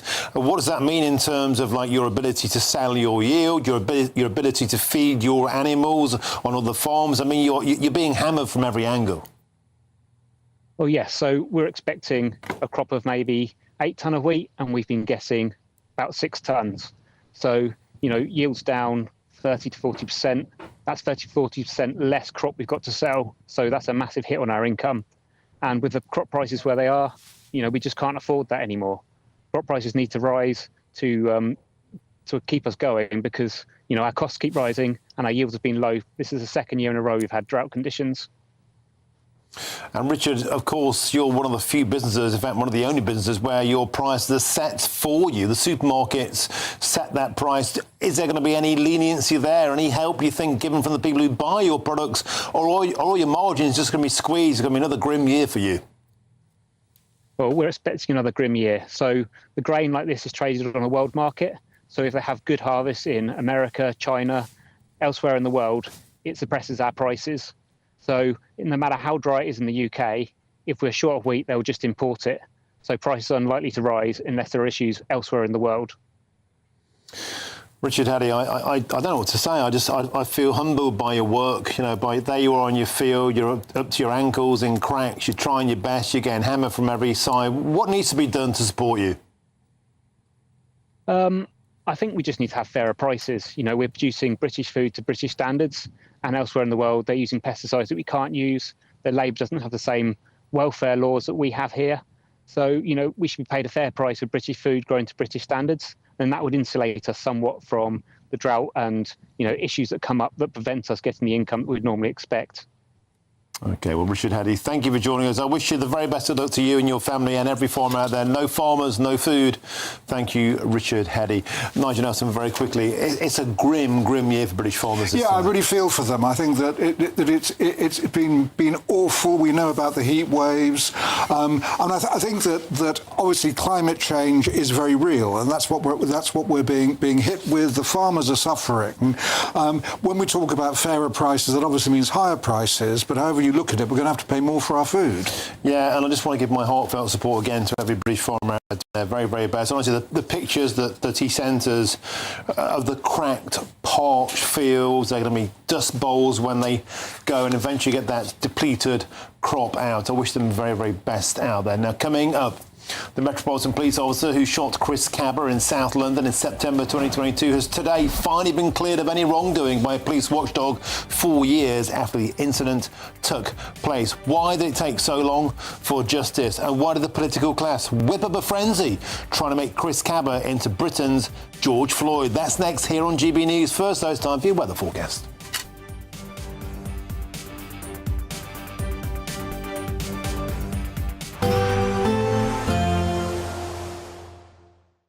Expect warm spells with the odd rude interruption. Box Boilers sponsors the weather on GB News. Hello again, I'm here with your GB News weather forecast from the Met Office.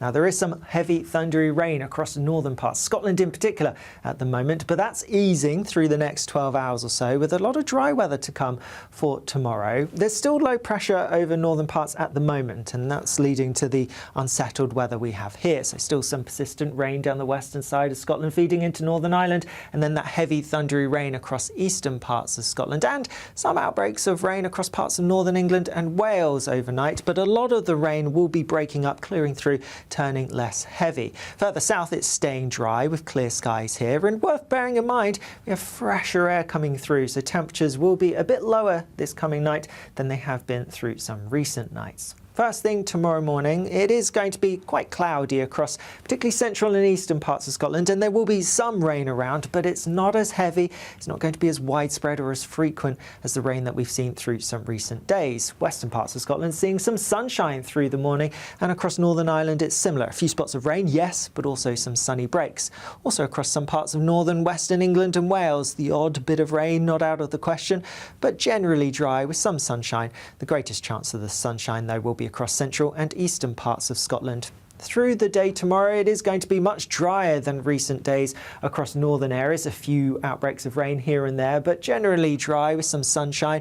Again, the greatest chance of the sunshine will be across more southern and also some eastern areas. Worth noting with that fresher air, though, temperatures here will be down several degrees compared to today. We're looking at highs around 22, 23 Celsius, so still feeling warm in any sunshine.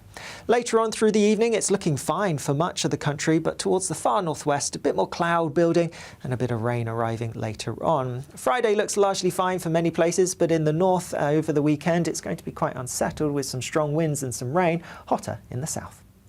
Expect warm spells with the odd rude interruption. Box Boilers sponsors the weather on GB News.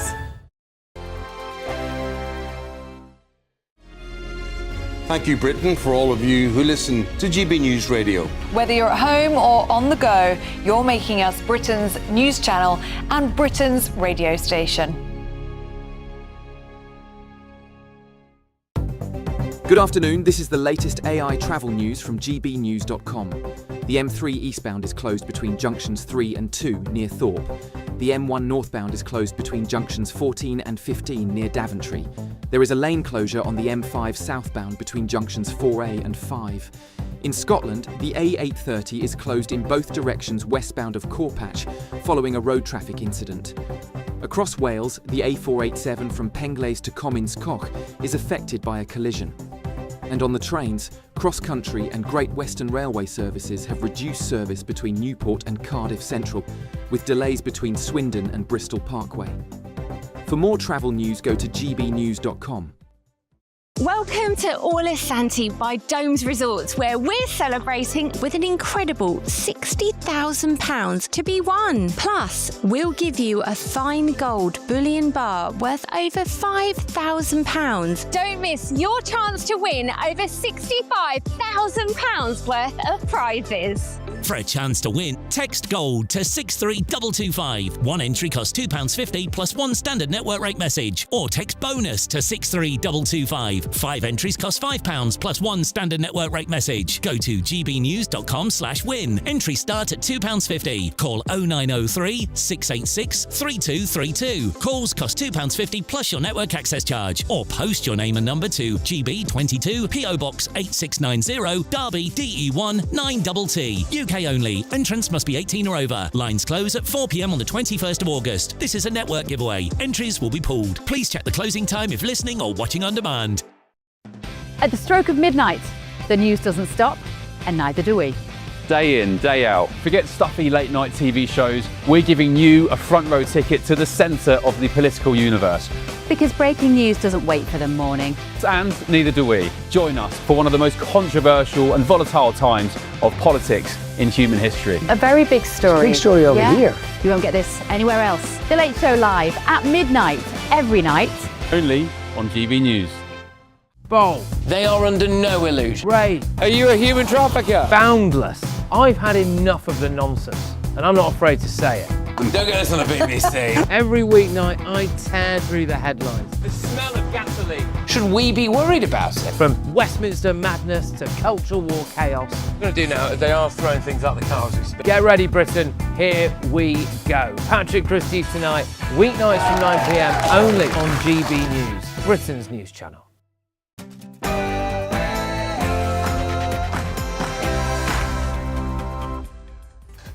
Very, very good afternoon to you. It's 5 p.m. Welcome to the Martin Daubney Show here on GB News, broadcasting for you until 6 p.m, loyally as ever. We've got a cracking show, and here's what's on today's menu. Top story today, the Metropolitan Police officer who shot Chris Cabba fatally in South London in September 2022 has today been cleared of any wrongdoing by a police watchdog 4 years after the incident took place and almost 2 years after he was cleared by a jury of murder. Why did it take so long to get justice? And should the political class hang its head in shame for trying to whip up a frenzy and make Chris Cabba our George Floyd? Now, furious police chiefs are threatening to take the government to court if the killers of PC Andrew Harper are released early. Thames Valley's top cops have blasted the decision as perverse and vowed to throw everything they can to get the releases overturned. Just 2 weeks into his new job, has Andy Burnham gone to war with the old Bill? And after more than 70,000 Moroccan men swarmed into the Spanish territory of Ceuta, sparking an EU-wide immigration crisis, might a second invasion now be on the cards? Well, it appears so, as Facebook groups with a reach of over 1 million are urging a fresh wave on August the 15th. Could this Spanish disaster bring a fresh wave of terrorism to British shores? We are facing the biggest threat to this country since the Second World War.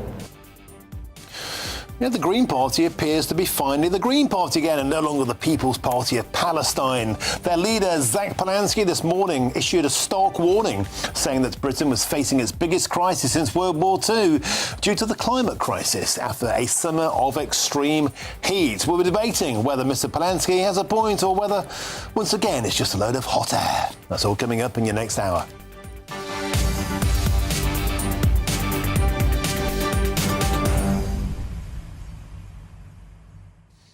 Welcome to the show. It's a pleasure to have your company. There's been a huge relief amongst the policing community that the officer who fatally shot Chris Cabba in 2022 has today been exonerated, cleared on all counts. But why did it take so long?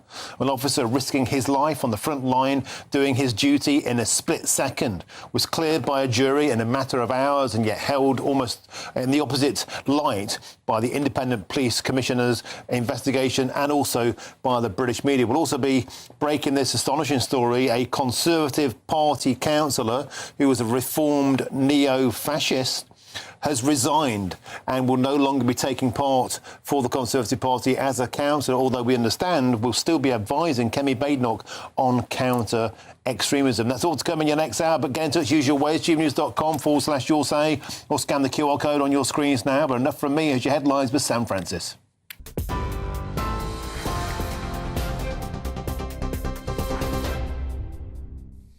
Martin, thank you, and good evening to you. Well, we start with some breaking news coming to us from Somerset this evening that a controversial Conservative council candidate has withdrawn from next year's election in Somerset after criticism over his past anti-Semitism. Joshua Bonehill-Payne had been selected to stand for the party, but said in a post online he now needed to show the Jewish community how much he regrets his previous actions.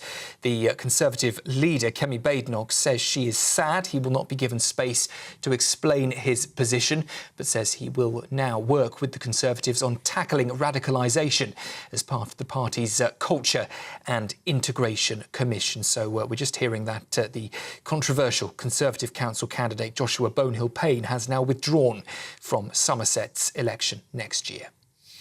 Also this evening, the Met firearms officer who fatally shot Chris Cabba will no longer face disciplinary proceedings. The Independent Office for Police Conduct says the officer will not be served with gross misconduct papers. The watchdog says it paused the process in January while waiting for a change in the law. The sergeant was cleared of murder by a jury at the Old Bailey after shooting the 24-year-old in South London in 2022. A senior police chief is threatening legal action against the Prime Minister, Andy Burnham, over an early release scheme that could see PC Andrew Harper's killers walk free. The family of the murdered police officer says it is outraged by the decision to allow some offenders convicted of manslaughter to be released early. They've branded the move an utter betrayal. It comes as the Daily Mail's reported today that 9,000 domestic abusers could also be back on Britain's streets by 2029 under Labour's scheme. Well, the Opposition Assistant Whip, Katie Lamb, spoke to us earlier here on GB News, and she said that the government must explain why offenders convicted of such serious crimes could be released early. I think it is completely disgusting. I mean, I won't go into the detail of what happened to PC Harper on air, but your listeners and viewers can have a look for themselves. I mean, the way that he died was unspeakably awful, and what happened to his body as well. And the idea that the people who killed him, who seem to have expressed no remorse for having done so, could be back on our streets, I think is unspeakable. In central London, 2 men are still in hospital after 4 people were stabbed in Covent Garden. The attack happened at lunchtime in the busy central London tourist area, with London's air ambulance sent to the scene and the victims taken to a major trauma centre by road. The men, aged 34, 39, 42 and 52, were stabbed in what witnesses have since described as a random attack. Police say they currently believe that it is an isolated mental health-related incident. The injuries of the 2 men still in hospital are not believed to be life-threatening or life-changing. New official guidance on single-sex spaces has come into force across England, Wales and Scotland today. The code, published by the Equality and Human Rights Commission, covers public facilities including toilets and changing rooms. It says that trans people should use either gender-neutral facilities or the facilities that match their biological sex. The guidance follows last year's Supreme Court ruling that sex in equality law is biological rather than gender identity. And FIFA President Gianni Infantino is holding crisis talks in Morocco tonight as the fallout continues over his now scrapped plan to sell off FIFA's commercial and event operations. Members of FIFA's management board have been summoned after a highly critical internal memo was sent to staff. Arsene Wenger, FIFA's chief of global football development, has said he is not involved in the proposal and that abandoning it was absolutely necessary. UEFA has also said it's lost confidence in Infantino's leadership, with several member associations withdrawing support for his re-election. Those are the latest headlines this evening. More news in half an hour. Now, though, it's back to Martin. You can now watch GB News live across the United States of America and the world on Truth Plus. Scan the QR code to find out more, or visit gbnews.com/. gb.news.org.uk/truth.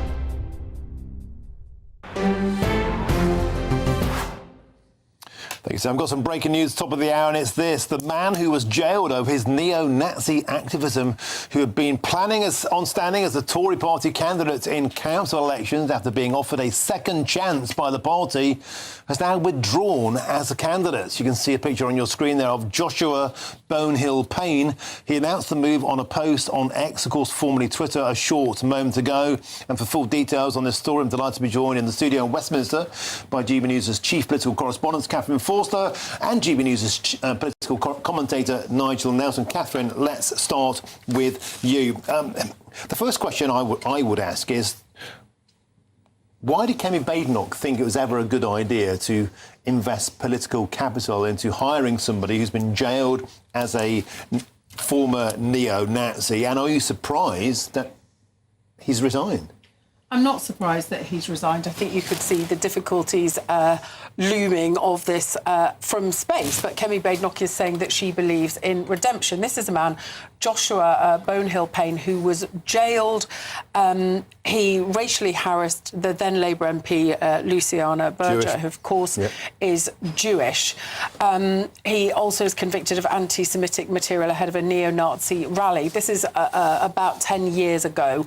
Most people will never have heard of this man, but lots of people will have seen him because he's also known as a Crewthorne man, the guy that puts out these very convincing satirical AI videos about politicians under the guise Crewthorne Gazette. Now, Kemi Badenoch was defending this decision yesterday, pointing out that he deeply regrets what he did in the past, that he's working now against extremism. And she's saying, you know, that actually the Home Office have cleared him to train police officers and others on counter-extremism. So basically, you know, he sinned, he's repented, we should move on.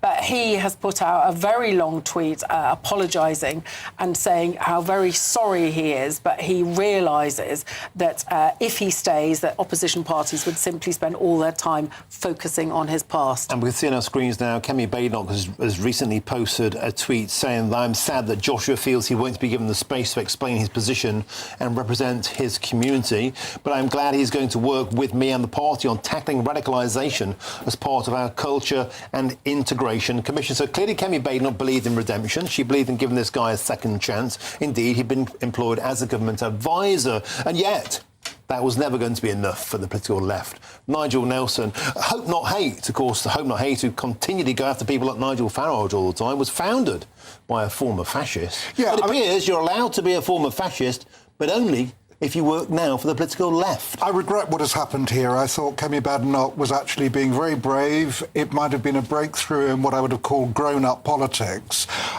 Clearly, politics isn't big enough for something like this. I mean, you've mentioned words like redemption, atoning for his sins. He's done all that.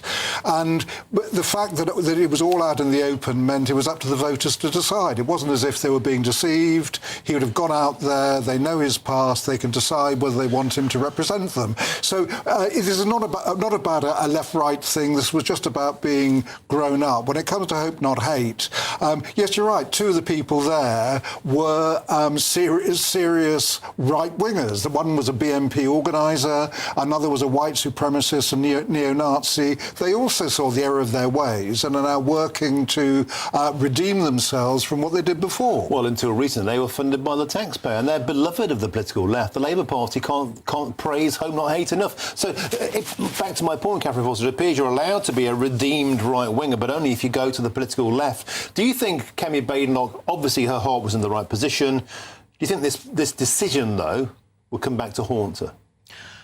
Honestly, I don't know, but what I do think is that this the summer, lots of people are away. I suspect that this will blow over. I was at the Zach Polanski climate change press conference earlier. He was asked a couple of times on this, and I sensed that he didn't really want to go there. He could have gone on the attack, but he didn't. First of all, he said, you know, he believes in second chances, he believes in redemption. I suspect also it may have had something to do with the fact that it's only a week ago since he was embroiled in a huge row about the retweet tweeting of a guy wearing a picture of a guillotine making plans for Nigel, I suspect may have something to do with his, I would say, fairly tolerant attitude around this. Suddenly, Zach Polanski for once getting off his high horse. Thank you very much indeed, Catherine and Nigel. Moving on to our other top story today.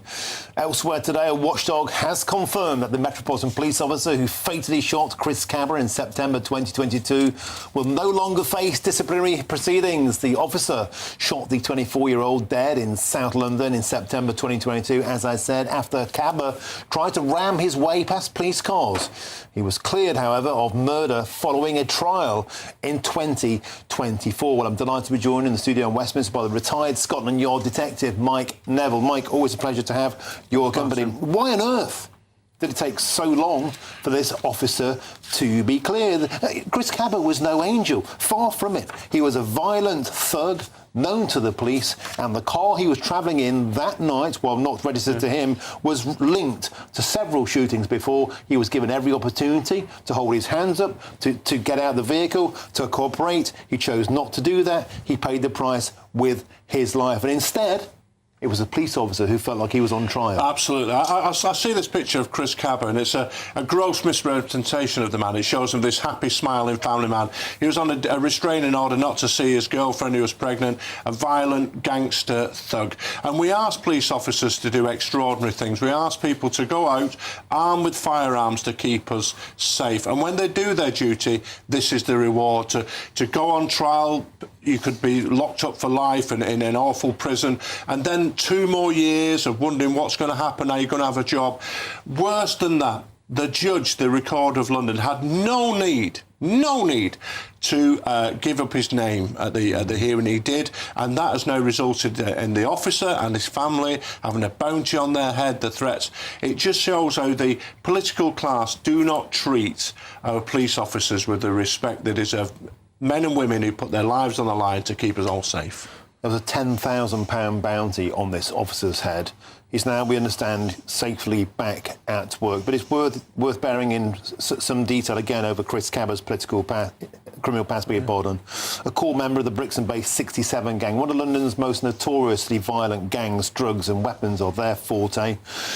He was a violent criminal from the age of 13 for violence, weapons and driving offences, convicted of possessing an imitation firearm with intent to cause fear of violence, and received 4 years detention for that. And of course, 6 days before he was shot himself, he shot a rival gang member in both legs at a nightclub in Hackney. In fact, he was due to be tried for that shooting, but he paid with his own life before he could be tried. And yet, Mike Neville, the political class came out in support of Chris Cabba. Jeremy Corbyn, Diane Abbott, taking to the streets. Do you think they have a burden of responsibility in apologising to the officer? They should apologise to the officers. They should apologise to all officers. As I said, we ask men and women who are ordinary people to do the most difficult things. I actually saw the footage at the time, and you could see quite clearly what had happened, where the Cabba had tried to drive towards the officer, tried to crush him. A motor vehicle is a very heavy thing and a very dangerous weapon. It was a 2-ton vehicle. That officer took the right steps to protect himself and his colleagues, and what's his reward? 4 years of wondering what's going to happen. The misery that's caused to his family and colleagues. It's truly wicked. Mike Neville, an astonishing aspect of this, of course, was the later solidarity that over 100 fellow firearm officers showed. They laid down their arms in support of this officer, and they refused to go out bearing their arms, perhaps feeding themselves, wouldn't be backed. And the SAS was called in to offer counter-terrorism support on British streets. Now, a firearms officer doesn't lay down their arms lightly. They must have felt completely abandoned by the system. Absolutely. And what you have here, though, is you're a firearms officer. You have a split second to make a decision. And then you have all these politicians, lawyers, IOPC, judges. They have months and months and 4 years to pore over a decision that you made like that to keep people safe. There should be a law that protects officers who are acting in their lawful duty. There was no aspect here that this officer did a wicked and evil thing to murder somebody. He made a decision to shoot Cabba to keep himself and his colleagues safe, and as I say, the reward, he'll be scarred for life. It's a terrible thing. Luckily, the Commissioner of the Police, Mark Rowley, has supported him. Let's hope he's well, but the facts are he's never going to be quite safe, is he? And he must know that, and his family must know that. And what sums it up to me, I looked into the judge, and apparently his mother used to keep cuttings out of The Guardian. Little things tell us a lot about people. OK, thank you very much, my Neville. Let's bring in Catherine and Nigel. I want to talk about the political reaction at the time, because you remember it was only 3 months after the killing of George Floyd in America. Britain was a febrile tinderbox of a place. This case came along, and I hate to say it, politically, it kind of fitted the bill. There's a feeling that Britain was also institutionally racist, and we'd heard that with police reports before, the Macpherson report, institutional racism in the Met, and then Chris Cabba came along. And I wonder if that was too tempting to ignore. The likes of Jeremy Corbyn saying we must have justice for Chris Cabba. Diane Abbott joining demonstrations on the streets in London. It felt to me at the time like they were trying to whip up a frenzy. Was it irresponsible? Well, I think many people will look at the evidence now and think that it was, because while, of course, it was horrendous what happened to George Floyd, where he was killed by somebody kneeling on him and he said, I can't breathe, I can't breathe.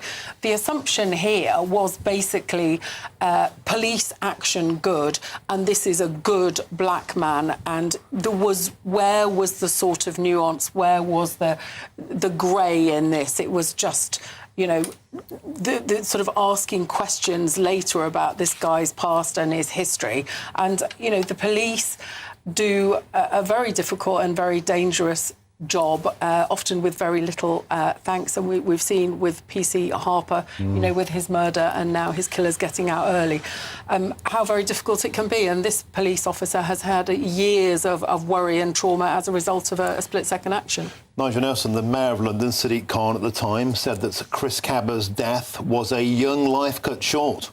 He referred to the anger, the pain and the fear experienced by black Londoners, and also then expressed a desire for justice and change. And after the officer's acquittal, Khan sent his heartfelt sympathy to Cabba's family. Do you think, seriously, the Mayor of London should have been wading into a situation like that without knowing the full facts, facts which have now completely exonerated the officer? Yeah, I mean, I do think that the politicians who raced to make a judgment at the time did so too early without knowing what was going on. And also bear in mind that none of these facts about Cabba's background were ever given in court. So the police officer was exonerated on the basis of his actions. The argument being that he didn't know at the time who it was he was shooting. So he acted totally properly. And I think Mike is absolutely right that what needs to happen after this is the process for dealing with such incidents must be speeded up. You can't have an officer having it hanging over him for 4 years. Nigel, Catherine, Mike Neville, thank you very much. A superb conversation. I appreciate all of your time. Now, still to come, we're discussing this. We are facing the biggest threat to this country since the Second World War. Yes, Catherine Forster was there. The Green Party leader, Zach Polanski, has issued a stark warning saying that Britain is facing its biggest crisis since World War II, not through open borders or terrorism, but climate crisis after a summer of extreme heat. We're debating whether Mr. Polanski has a point or whether it's just a load of hot air. And also coming up next, after more than 70,000 Moroccan men swarmed into the Spanish territory of Ceuta last week, could there now be a second wave of immigrants incoming? It appears so. And could that be a problem for Britain? That's next here on GB News, Britain's #1 news channel.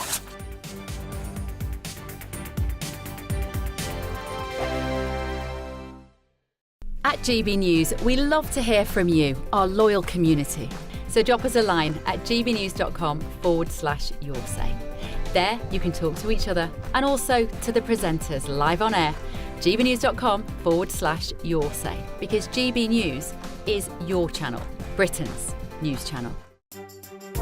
Some people enjoy lazy Sunday mornings, but not me. What's the truth of the matter? So that's a very live question. Would you support him if he waters down these plans? Before the spin sets in, I'll be getting to the truth. This is personal. No soft questions, no easy answers. It's one thing if the state has rules in this country. It's another thing whether the police and others actually police them. Setting the agenda and holding those in power to account. You can't really blame her if the system is set up this way. You will not want to miss it, trust me. The Camilla Tominey Show, Sundays from 9:30, only on GB News. Westminster's full of talk, but out here, it's the real world. Am I allowed to talk now? No, that's it. This is where it matters, real people and real lives. That's what politics is all about. The fact is Trump made a good start. No. Straight answers, no spin, and just a couple of pints. How many fingers have I got up? About 10. So join me for Lee Anderson's Real World every Friday at 7 p.m, only on GB News. The People's Channel, Britain's news channel.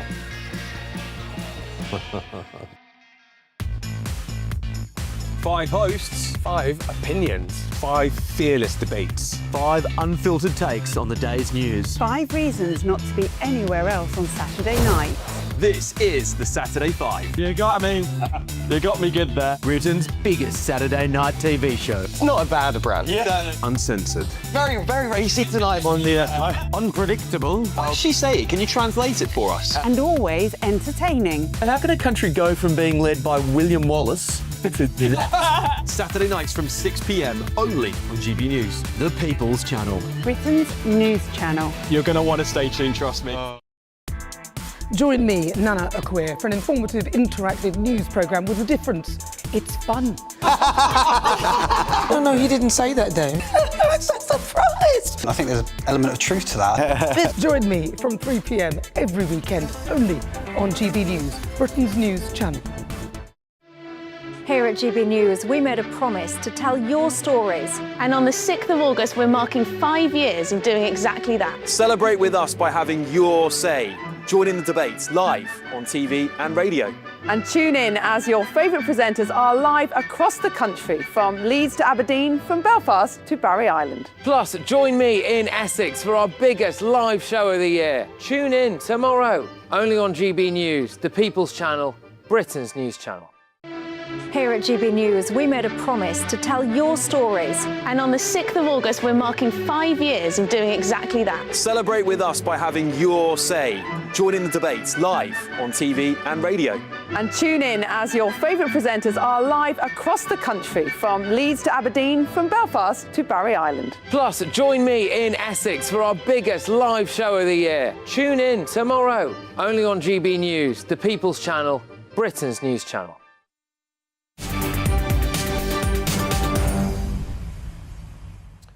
Welcome back. It's 5:25 with me, Martin Daubney, here on GB News. Now, African migrants are reportedly plotting a second illegal immigration surge towards Ceuta, the Spanish coastal territory. Now, this comes, of course, after 72,000 illegal immigrants stormed the enclave last week, with at least 88 people dying in the carnage.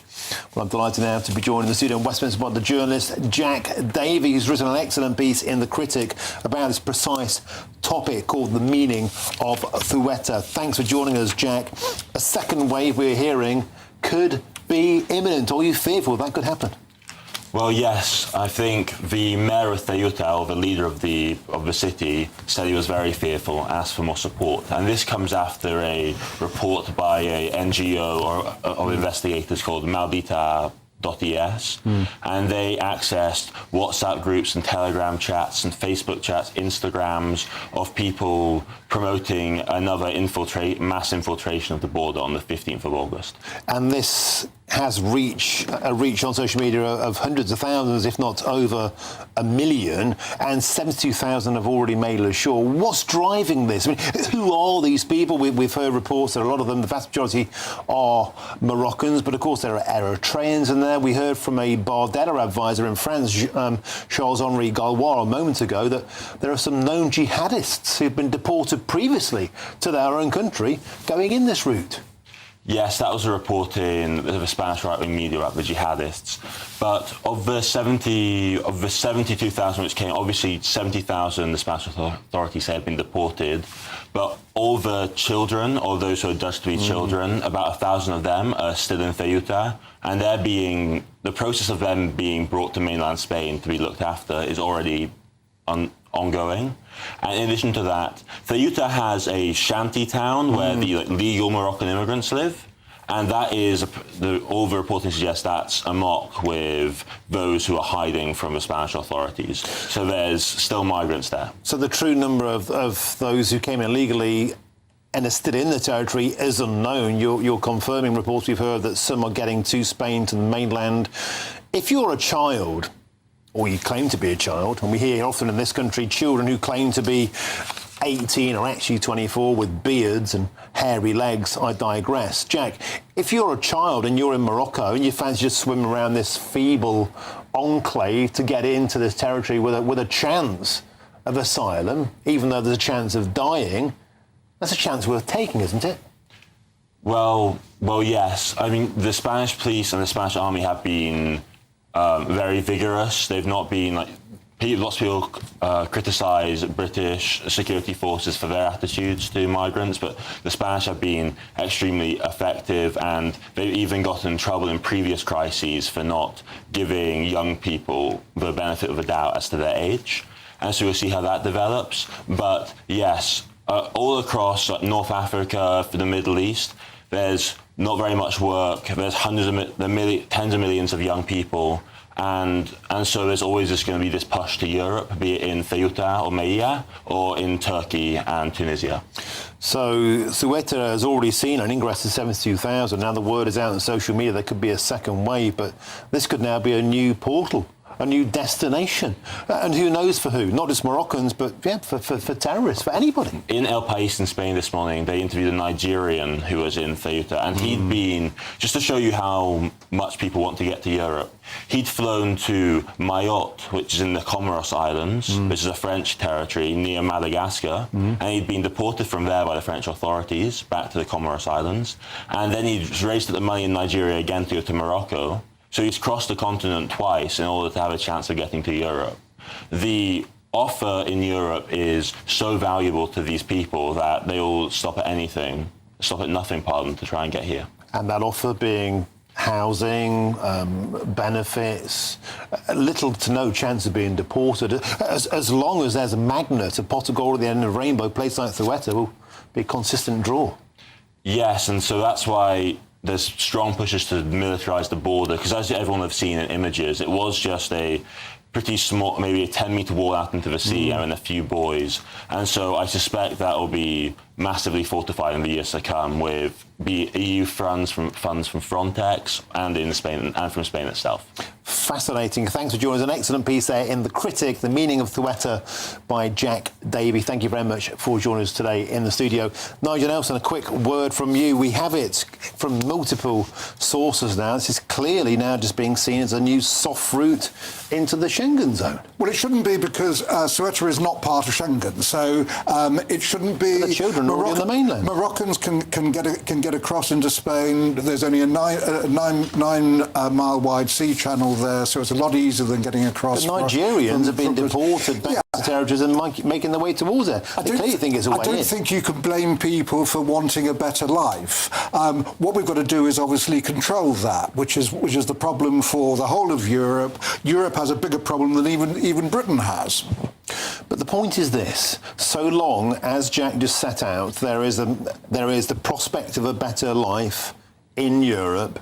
There will always be the magnetism, and we can't stop that unless we control our own borders much more firmly and start deporting a lot more people. Well, we've argued constantly about controlling the borders. We both agree. I think that Britain's borders should be controlled. The question is the best way to do it. Reform come out with a policy this week, which is to send the Royal Navy in, take them back to France, even without French permission. It's a nonsense idea. We've got to come up with a serious proposal for discouraging people from crossing the Channel in the first place, and that is what political parties are not doing. OK, thank you very much indeed, Nigel Nelson. Thank you again, Jack Davey, superb company in the studio. Now, still to come, the Green Party leader Zach Polanski has issued a stark warning today, saying that Britain was facing its biggest crisis since World War II. No, not Thueta, but the climate crisis, after, of course, a summer of extreme heat. Our correspondent Catherine Forster was there. Does Mr Polanski have a point, or once again, is it just a load of hot air? But for now, if you're travelling home from work, not school, it is some holidays, here's your traffic and your travel update, and don't forget to stick with us and stay safe.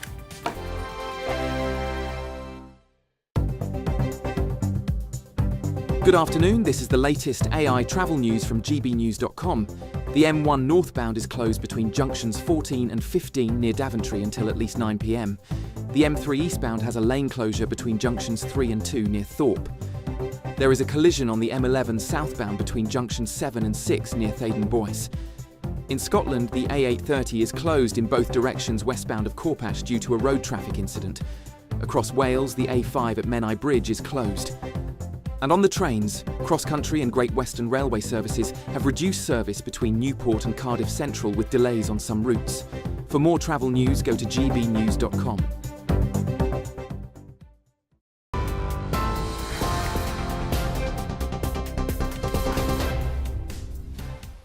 Very good evening to you. The top story this evening. The Chief Constable of Thames Valley Police says he will consider joining legal action to stop 2 of PC Andrew Harper's killers being released early.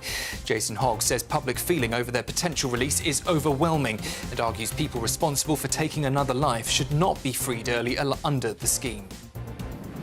New official guidance on single-sex spaces has come into force across England, Wales and Scotland today. The code says public facilities like toilets and changing rooms should be organised based on biological sex rather than gender identity. FIFA President Gianni Infantino is holding crisis talks in Morocco today as the fallout continues over his now scrapped plans to sell off FIFA's commercial and event operations. The meeting comes after UEFA said it had lost confidence in his leadership, with several member associations withdrawing support for his re-election.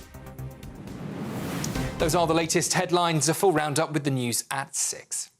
Tune in to GB News Radio wherever you are. Online, on DAB Digital Radio, on TuneIn, on Radio Player, on Nation Player and on your smart speaker. Just say, play GB News.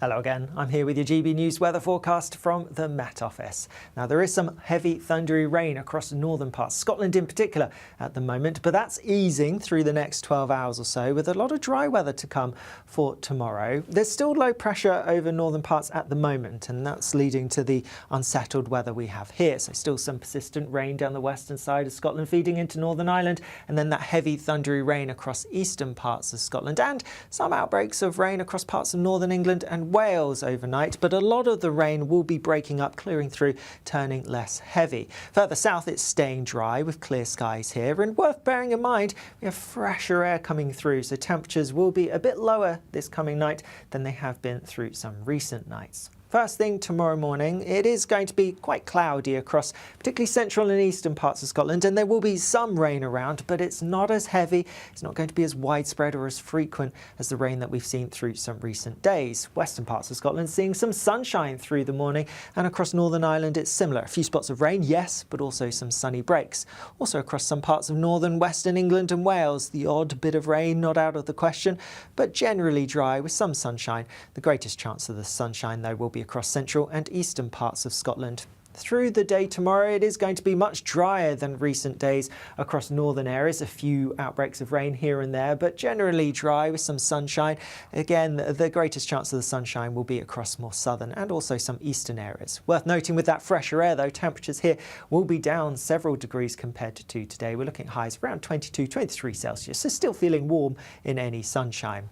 Later on through the evening, it's looking fine for much of the country, but towards the far northwest, a bit more cloud building and a bit of rain arriving later on. Friday looks largely fine for many places, but in the north over the weekend it's going to be quite unsettled with some strong winds and some rain, hotter in the south. Exciting news. Every Friday, my Patrick Christie's Tonight Show is going to have a twist to it. We're welcoming some special guests. You. That's right, on Fridays I'm going to be doing my show in front of a live studio audience because this show is about you and what you have to say. It's going to be the same big debates, same big topics, same big opinions, But every Friday night at 9 p.m, you are invited to come on down to Patrick Christie's Tonight to be a part of the action. Only on GB News, the People's Channel, Britain's news channel. At the stroke of midnight, the news doesn't stop, and neither do we. Day in, day out. Forget stuffy late night TV shows. We're giving you a front row ticket to the centre of the political universe. Because breaking news doesn't wait for the morning. And neither do we. Join us for one of the most controversial and volatile times of politics in human history. A very big story. Big story over here. You won't get this anywhere else. The Late Show live at midnight, every night. Only on GB News.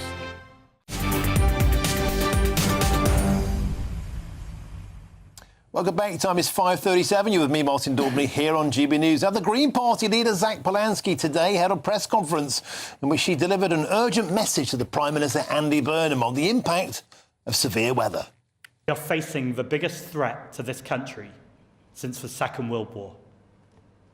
I'm setting out what Prime Minister Burnham can do now to tackle the crisis. Extreme weather is now the new normal. And without action, the impact on the people of this country will be unimaginably grave.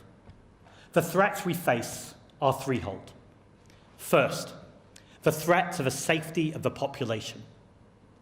Almost 3,000 people have died from the effects of extreme heat this summer. So, does Mr Polanski have a point, or is it just a load of hot air? Let's now speak with the senior lecturer in climate resilience and adaptation at Sheffield Hallam University, the magnificent John Grant. John, it's been way too long, my friend. It's great to see you once again. Now, I think we can all accept it's been a bit stuffy these past few weeks, but it was a bit stuffy when I was a lad in 1976. And centuries ago, of course, it was so warm in Britain we could grow vineyards here. Is this really down to man-made climate change, or just the fact that the planet's getting hotter? It's getting hotter, and it's our fault. I wish it were not so. We've known that. This is wholly predictable. You know, your idea that 1976 was as hot, and it was here in the UK, but it wasn't around the world the way it is. And the number of times we're getting pounded with this is just... It's just so much higher. We literally, the Met Office has told us that we're not in the climate that existed in 1976. They wish it were. We all wish it was. But we're moving, and we've not stopped moving. So don't let people get away with saying this is the new normal. We have no idea where this is going to stop. This is probably the coolest summer we're going to experience in our lifetimes moving forwards.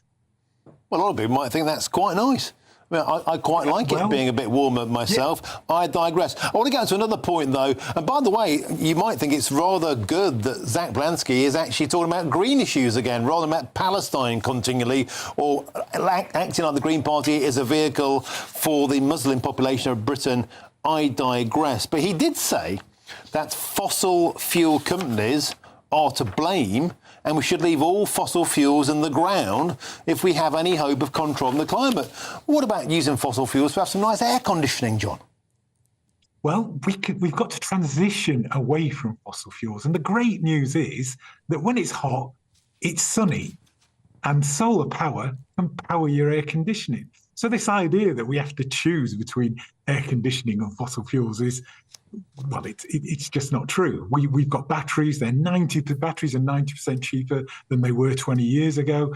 Solar power is 80% cheaper, and we can power one with the other. We've got that real good synergy between those two things. So we don't have to have thousands of people dying, our most vulnerable people, you know, which has been just awful, hasn't it, going forwards, you know? Yeah. But John, it's also true to point out that many, many more people die of cold than they do of heat in this country. And to stay warm, I'm afraid we need to use your nemesis, fossil fuels, because it isn't sunny in the winter, and often it isn't windy either. Like it or lump it, we need old black gold. We need better building regulations so that we don't get cold in the winter. 25 years ago, I helped build some houses that don't need heating through the winter. They stay stable the way a cave stays stable. They're built with insulation. They don't get too cold. in the winter, and importantly, at the moment, they don't get too hot in the summer. And we had that in 2015, and the then government cancelled the programme to change our new build houses to that kind of standard. Right. We've walked into this with our eyes wide open, and sadly, I need you to get out there and get people to build houses that cost them £300 a year to run, rather than the thousands of pounds that we're building houses that are consuming now. Well, John Grant, I would love for my bills to go down, although I would draw the line at living in a cave. But look, John Grant, thank you very much for joining us on the show. It's always a pleasure to have you. You're going to be an absolute legend. Thank you, John. Nigel Nelson, there seems to be two ways of looking at how Britain can be more prosperous. The sane way of using our energy resources, drill, baby drill, North Sea oil, Donald Trump saying we should prosper because we're now bankrupt, or Zach Polanski's way where the lights go out? Well, I think there are two. You're absolutely right about two ways of being prosperous. Yes, we can keep drilling in the North Sea. It would be more expensive to drill in the North Sea now than it was, say, 40, 50 years ago. Fields are smaller. Companies mostly don't want to do it. Well, because they're taxed to death. Well, they're not taxed to death. I mean, BP profits were £3 billion. Shell profits went up by 24%. Yeah, they're not companies that are poor. Not from the British leg of this business. BP's on about clearing off. They've been taxed out of existence. Also, it is not so economically viable for them to drill in the North Sea. But the point here is... If it wasn't 87% tax. Well, we're going to be using North Sea oil for years to come. It's being used at the moment. It maybe we have to... We're buying it from Norway. And we're getting... The same oil field. And we're getting some stuff from Norway. But the whole point is that fossil fuels, we've got to actually diminish the use of them. Why? Because of climate change. No, seriously, why? We've just had a farmer on describing how awful the crops are this year because of the heat waves. That is down to climate change. You think that's because of people's exhausts or their boilers, not this big yellow thing in the sky? Well, I think that man-made climate change is certainly a reality, and we've seen it around the world. And the other point here about prosperity that you talk about, if we actually go head to net zero, go green, we create 800,000 jobs. When? We have been doing this for years. It will be a process, obviously. It's 800,000 jobs over a process. We're talking about net zero not until 2050, so we're quite some way ahead. But if we keep on course there is prosperity, there's economic growth for this country. Just always at the end of the rainbow. We never seem to ever get there. All we get is pricier bills and endless lectures about windmills and solar panels.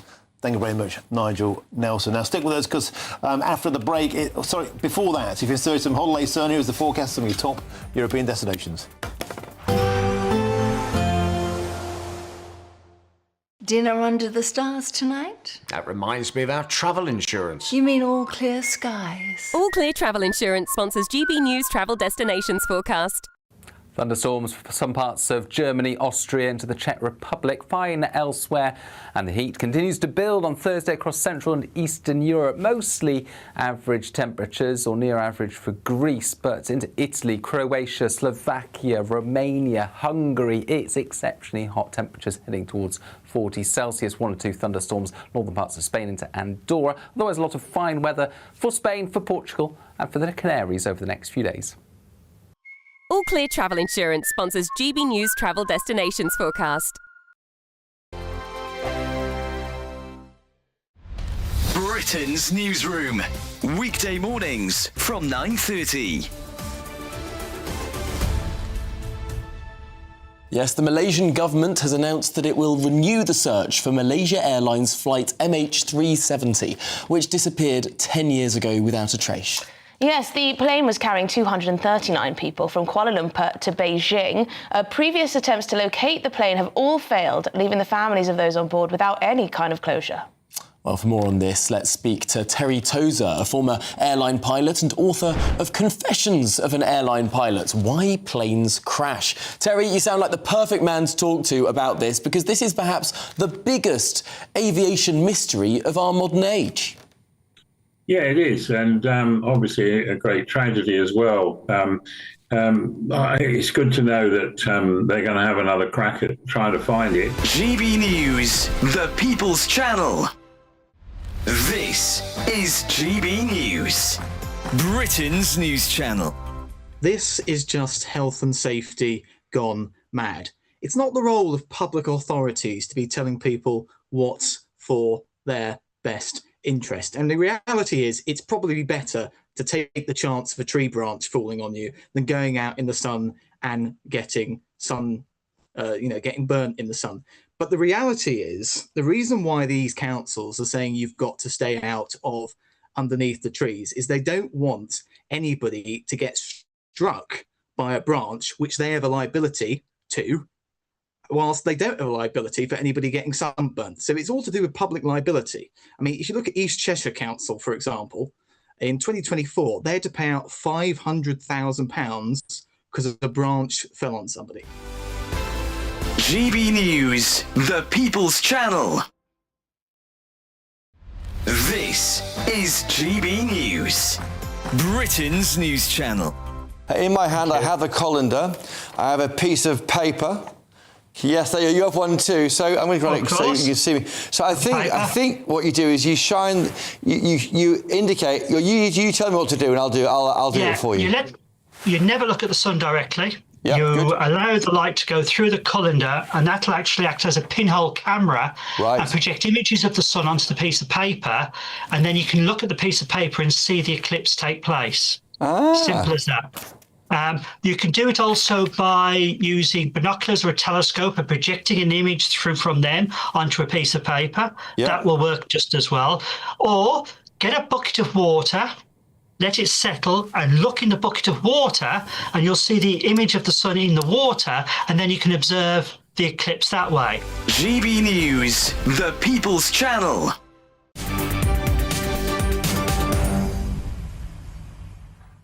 Welcome back. Time is 5:48 with me, Martin Daubney, here on GB News. Now, a senior police chief has threatened legal action against the Prime Minister Andy Burnham in a desperate effort to prevent the killers of PC Andrew Harper from simply walking free from jail under Labour's early release scheme.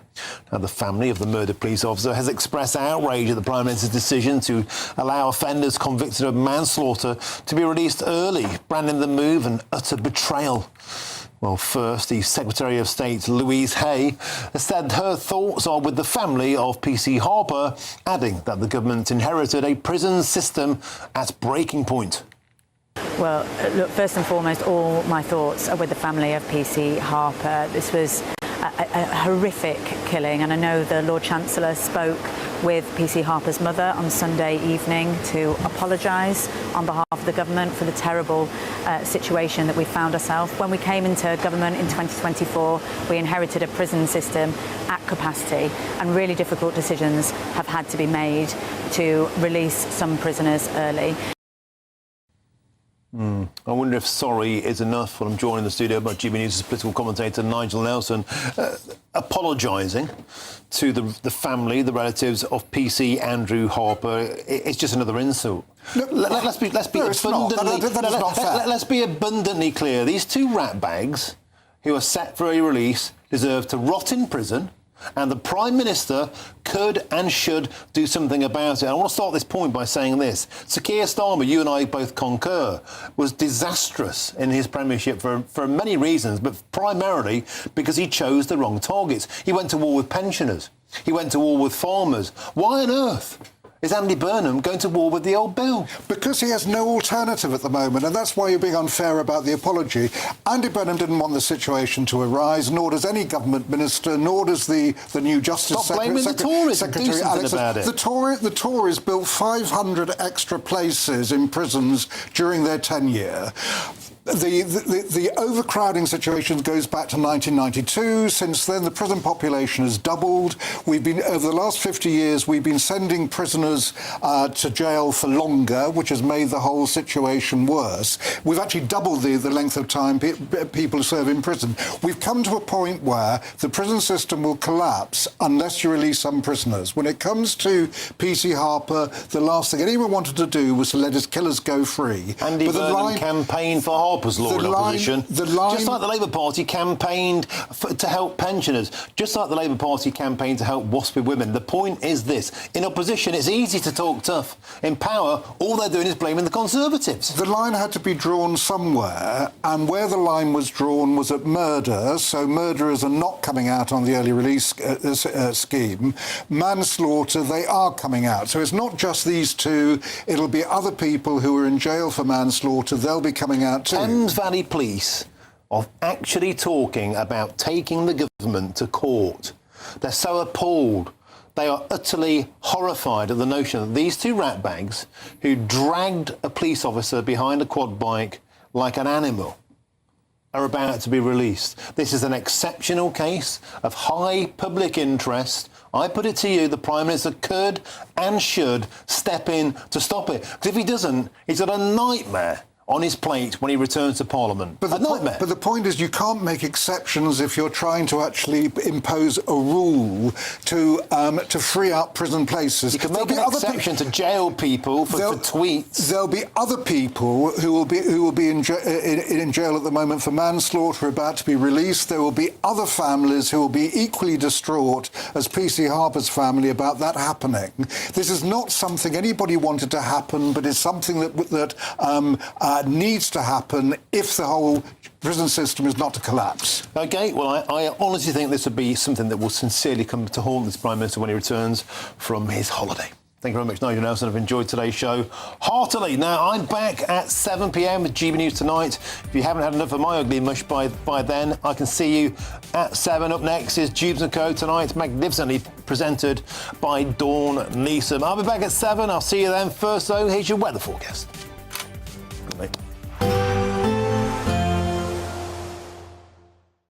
Today, clouds overhead, total zen within. Boxed Solar sponsors the weather on GB News. Hello again, I'm here with your GB News weather forecast from the Met Office. Now there is some heavy thundery rain across northern parts, Scotland in particular at the moment, but that's easing through the next 12 hours or so with a lot of dry weather to come for tomorrow. There's still low pressure over northern parts at the moment, and that's leading to the unsettled weather we have here. So still some persistent rain down the western side of Scotland feeding into Northern Ireland, and then that heavy thundery rain across eastern parts of Scotland, and some outbreaks of rain across parts of northern England and Wales overnight, but a lot of the rain will be breaking up, clearing through, turning less heavy. Further south, it's staying dry with clear skies here, and worth bearing in mind, we have fresher air coming through, so temperatures will be a bit lower this coming night than they have been through some recent nights. First thing tomorrow morning, it is going to be quite cloudy across particularly central and eastern parts of Scotland, and there will be some rain around, but it's not as heavy, it's not going to be as widespread or as frequent as the rain that we've seen through some recent days. Western parts of Scotland seeing some sunshine through the morning, and across Northern Ireland it's similar. A few spots of rain, yes, but also some sunny breaks. Also across some parts of northern western England and Wales, the odd bit of rain not out of the question, but generally dry with some sunshine. The greatest chance of the sunshine, though, will be across central and eastern parts of Scotland. Through the day tomorrow, it is going to be much drier than recent days across northern areas. A few outbreaks of rain here and there, but generally dry with some sunshine. Again, the greatest chance of the sunshine will be across more southern and also some eastern areas. Worth noting with that fresher air, though, temperatures here will be down several degrees compared to today. We're looking at highs around 22, 23 Celsius, so still feeling warm in any sunshine. Later on through the evening, it's looking fine for much of the country, but towards the far northwest, a bit more cloud building and a bit of rain arriving later on. Friday looks largely fine for many places, but in the north over the weekend it's going to be quite unsettled with some strong winds and some rain, hotter in the south. Today, clouds overhead, total zen within. Boxed Solar sponsors the weather on GB News.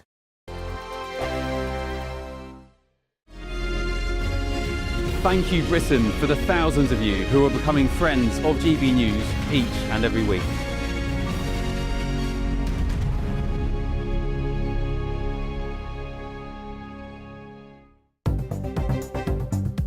Good evening, this is the latest AI travel news from gbnews.com. The M1 northbound is closed between junctions 14 and 15 near Daventry until at least 9 p.m. There is a collision on the M11 southbound at junction 6 in Thaden Boar. The M3 eastbound is closed between junctions 3 and 2 in Thorpe with lane closures. In Scotland, the A82 is closed in both directions between Falls of Falloch and Cranelerich. Across Wales, the A5 at Menai Bridge is closed. And on the trains, Cross Country and Great Western Railway services have reduced service between Newport and Cardiff Central with delays on some routes. For more travel news, go to gbnews.com. We're celebrating a golden summer with your chance to win a real gold bar. That's right, a fine gold bullion bar worth over £5,000 could be yours. We're also going to make sure your finances are fabulous with £60,000 in tax-free cash. For a chance to win, text GOLD to 63225. One entry costs £2.50 plus one standard network rate message. Or text BONUS to 63225. 5 entries cost £5 plus one standard network rate message. Go to gbnews.com/win. Entry start at £2.50. Call 0903 686 3232. Calls cost £2.50 plus your network access charge. Or post your name and number to GB22 PO Box 8690 Derby DE1 9TT. UK only. Entrance must be 18 or over. Lines close at 4 p.m. on the 21st of August. This is a network giveaway. Entries will be pulled. Please check the closing time if listening or watching on demand. Good luck. Britain is not just a geographical expression.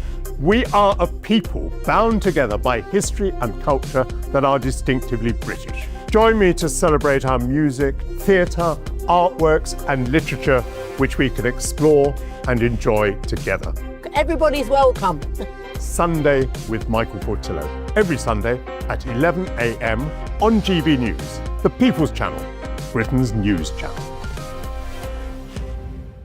Bold. They are under no illusion. Ray. Are you a human trafficker? Boundless. I've had enough of the nonsense, and I'm not afraid to say it. Don't get this on the BBC. Every weeknight, I tear through the headlines. The smell of gasoline. Should we be worried about it? From Westminster madness to cultural war chaos. What I'm going to do now is they are throwing things out the car as we speak. Get ready, Britain. Here we go. Patrick Christie's tonight, weeknights from 9 p.m. only on GB News, Britain's news channel. More and more people are now tuning in to GB News. They shape our programmes, we try and incorporate them in our shows as much as we can. Our audience are really interactive. Our listeners, our viewers, they're growing.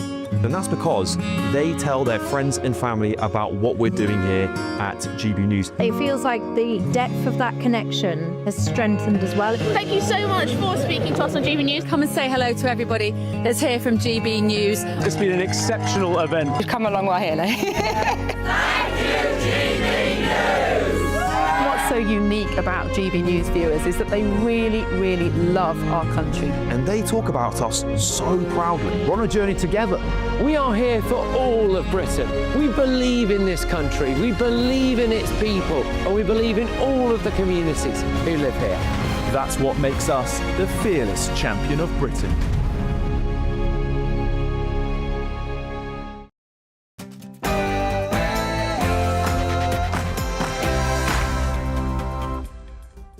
Good evening, it's 6 o'clock. I'm Dawn Neeson and this is Jubes & Co. Cracking show coming up for you tonight. Is Europe under siege? Breaking news this afternoon, just days after 70,000 migrants overwhelmed Spain's border. Is another mass crossing already being planned? We've got the date and we'll reveal it to you. Plus, new guidance enforcing single-sex spaces based on biological sex comes into force today. But a former equalities chief warns women may be left to enforce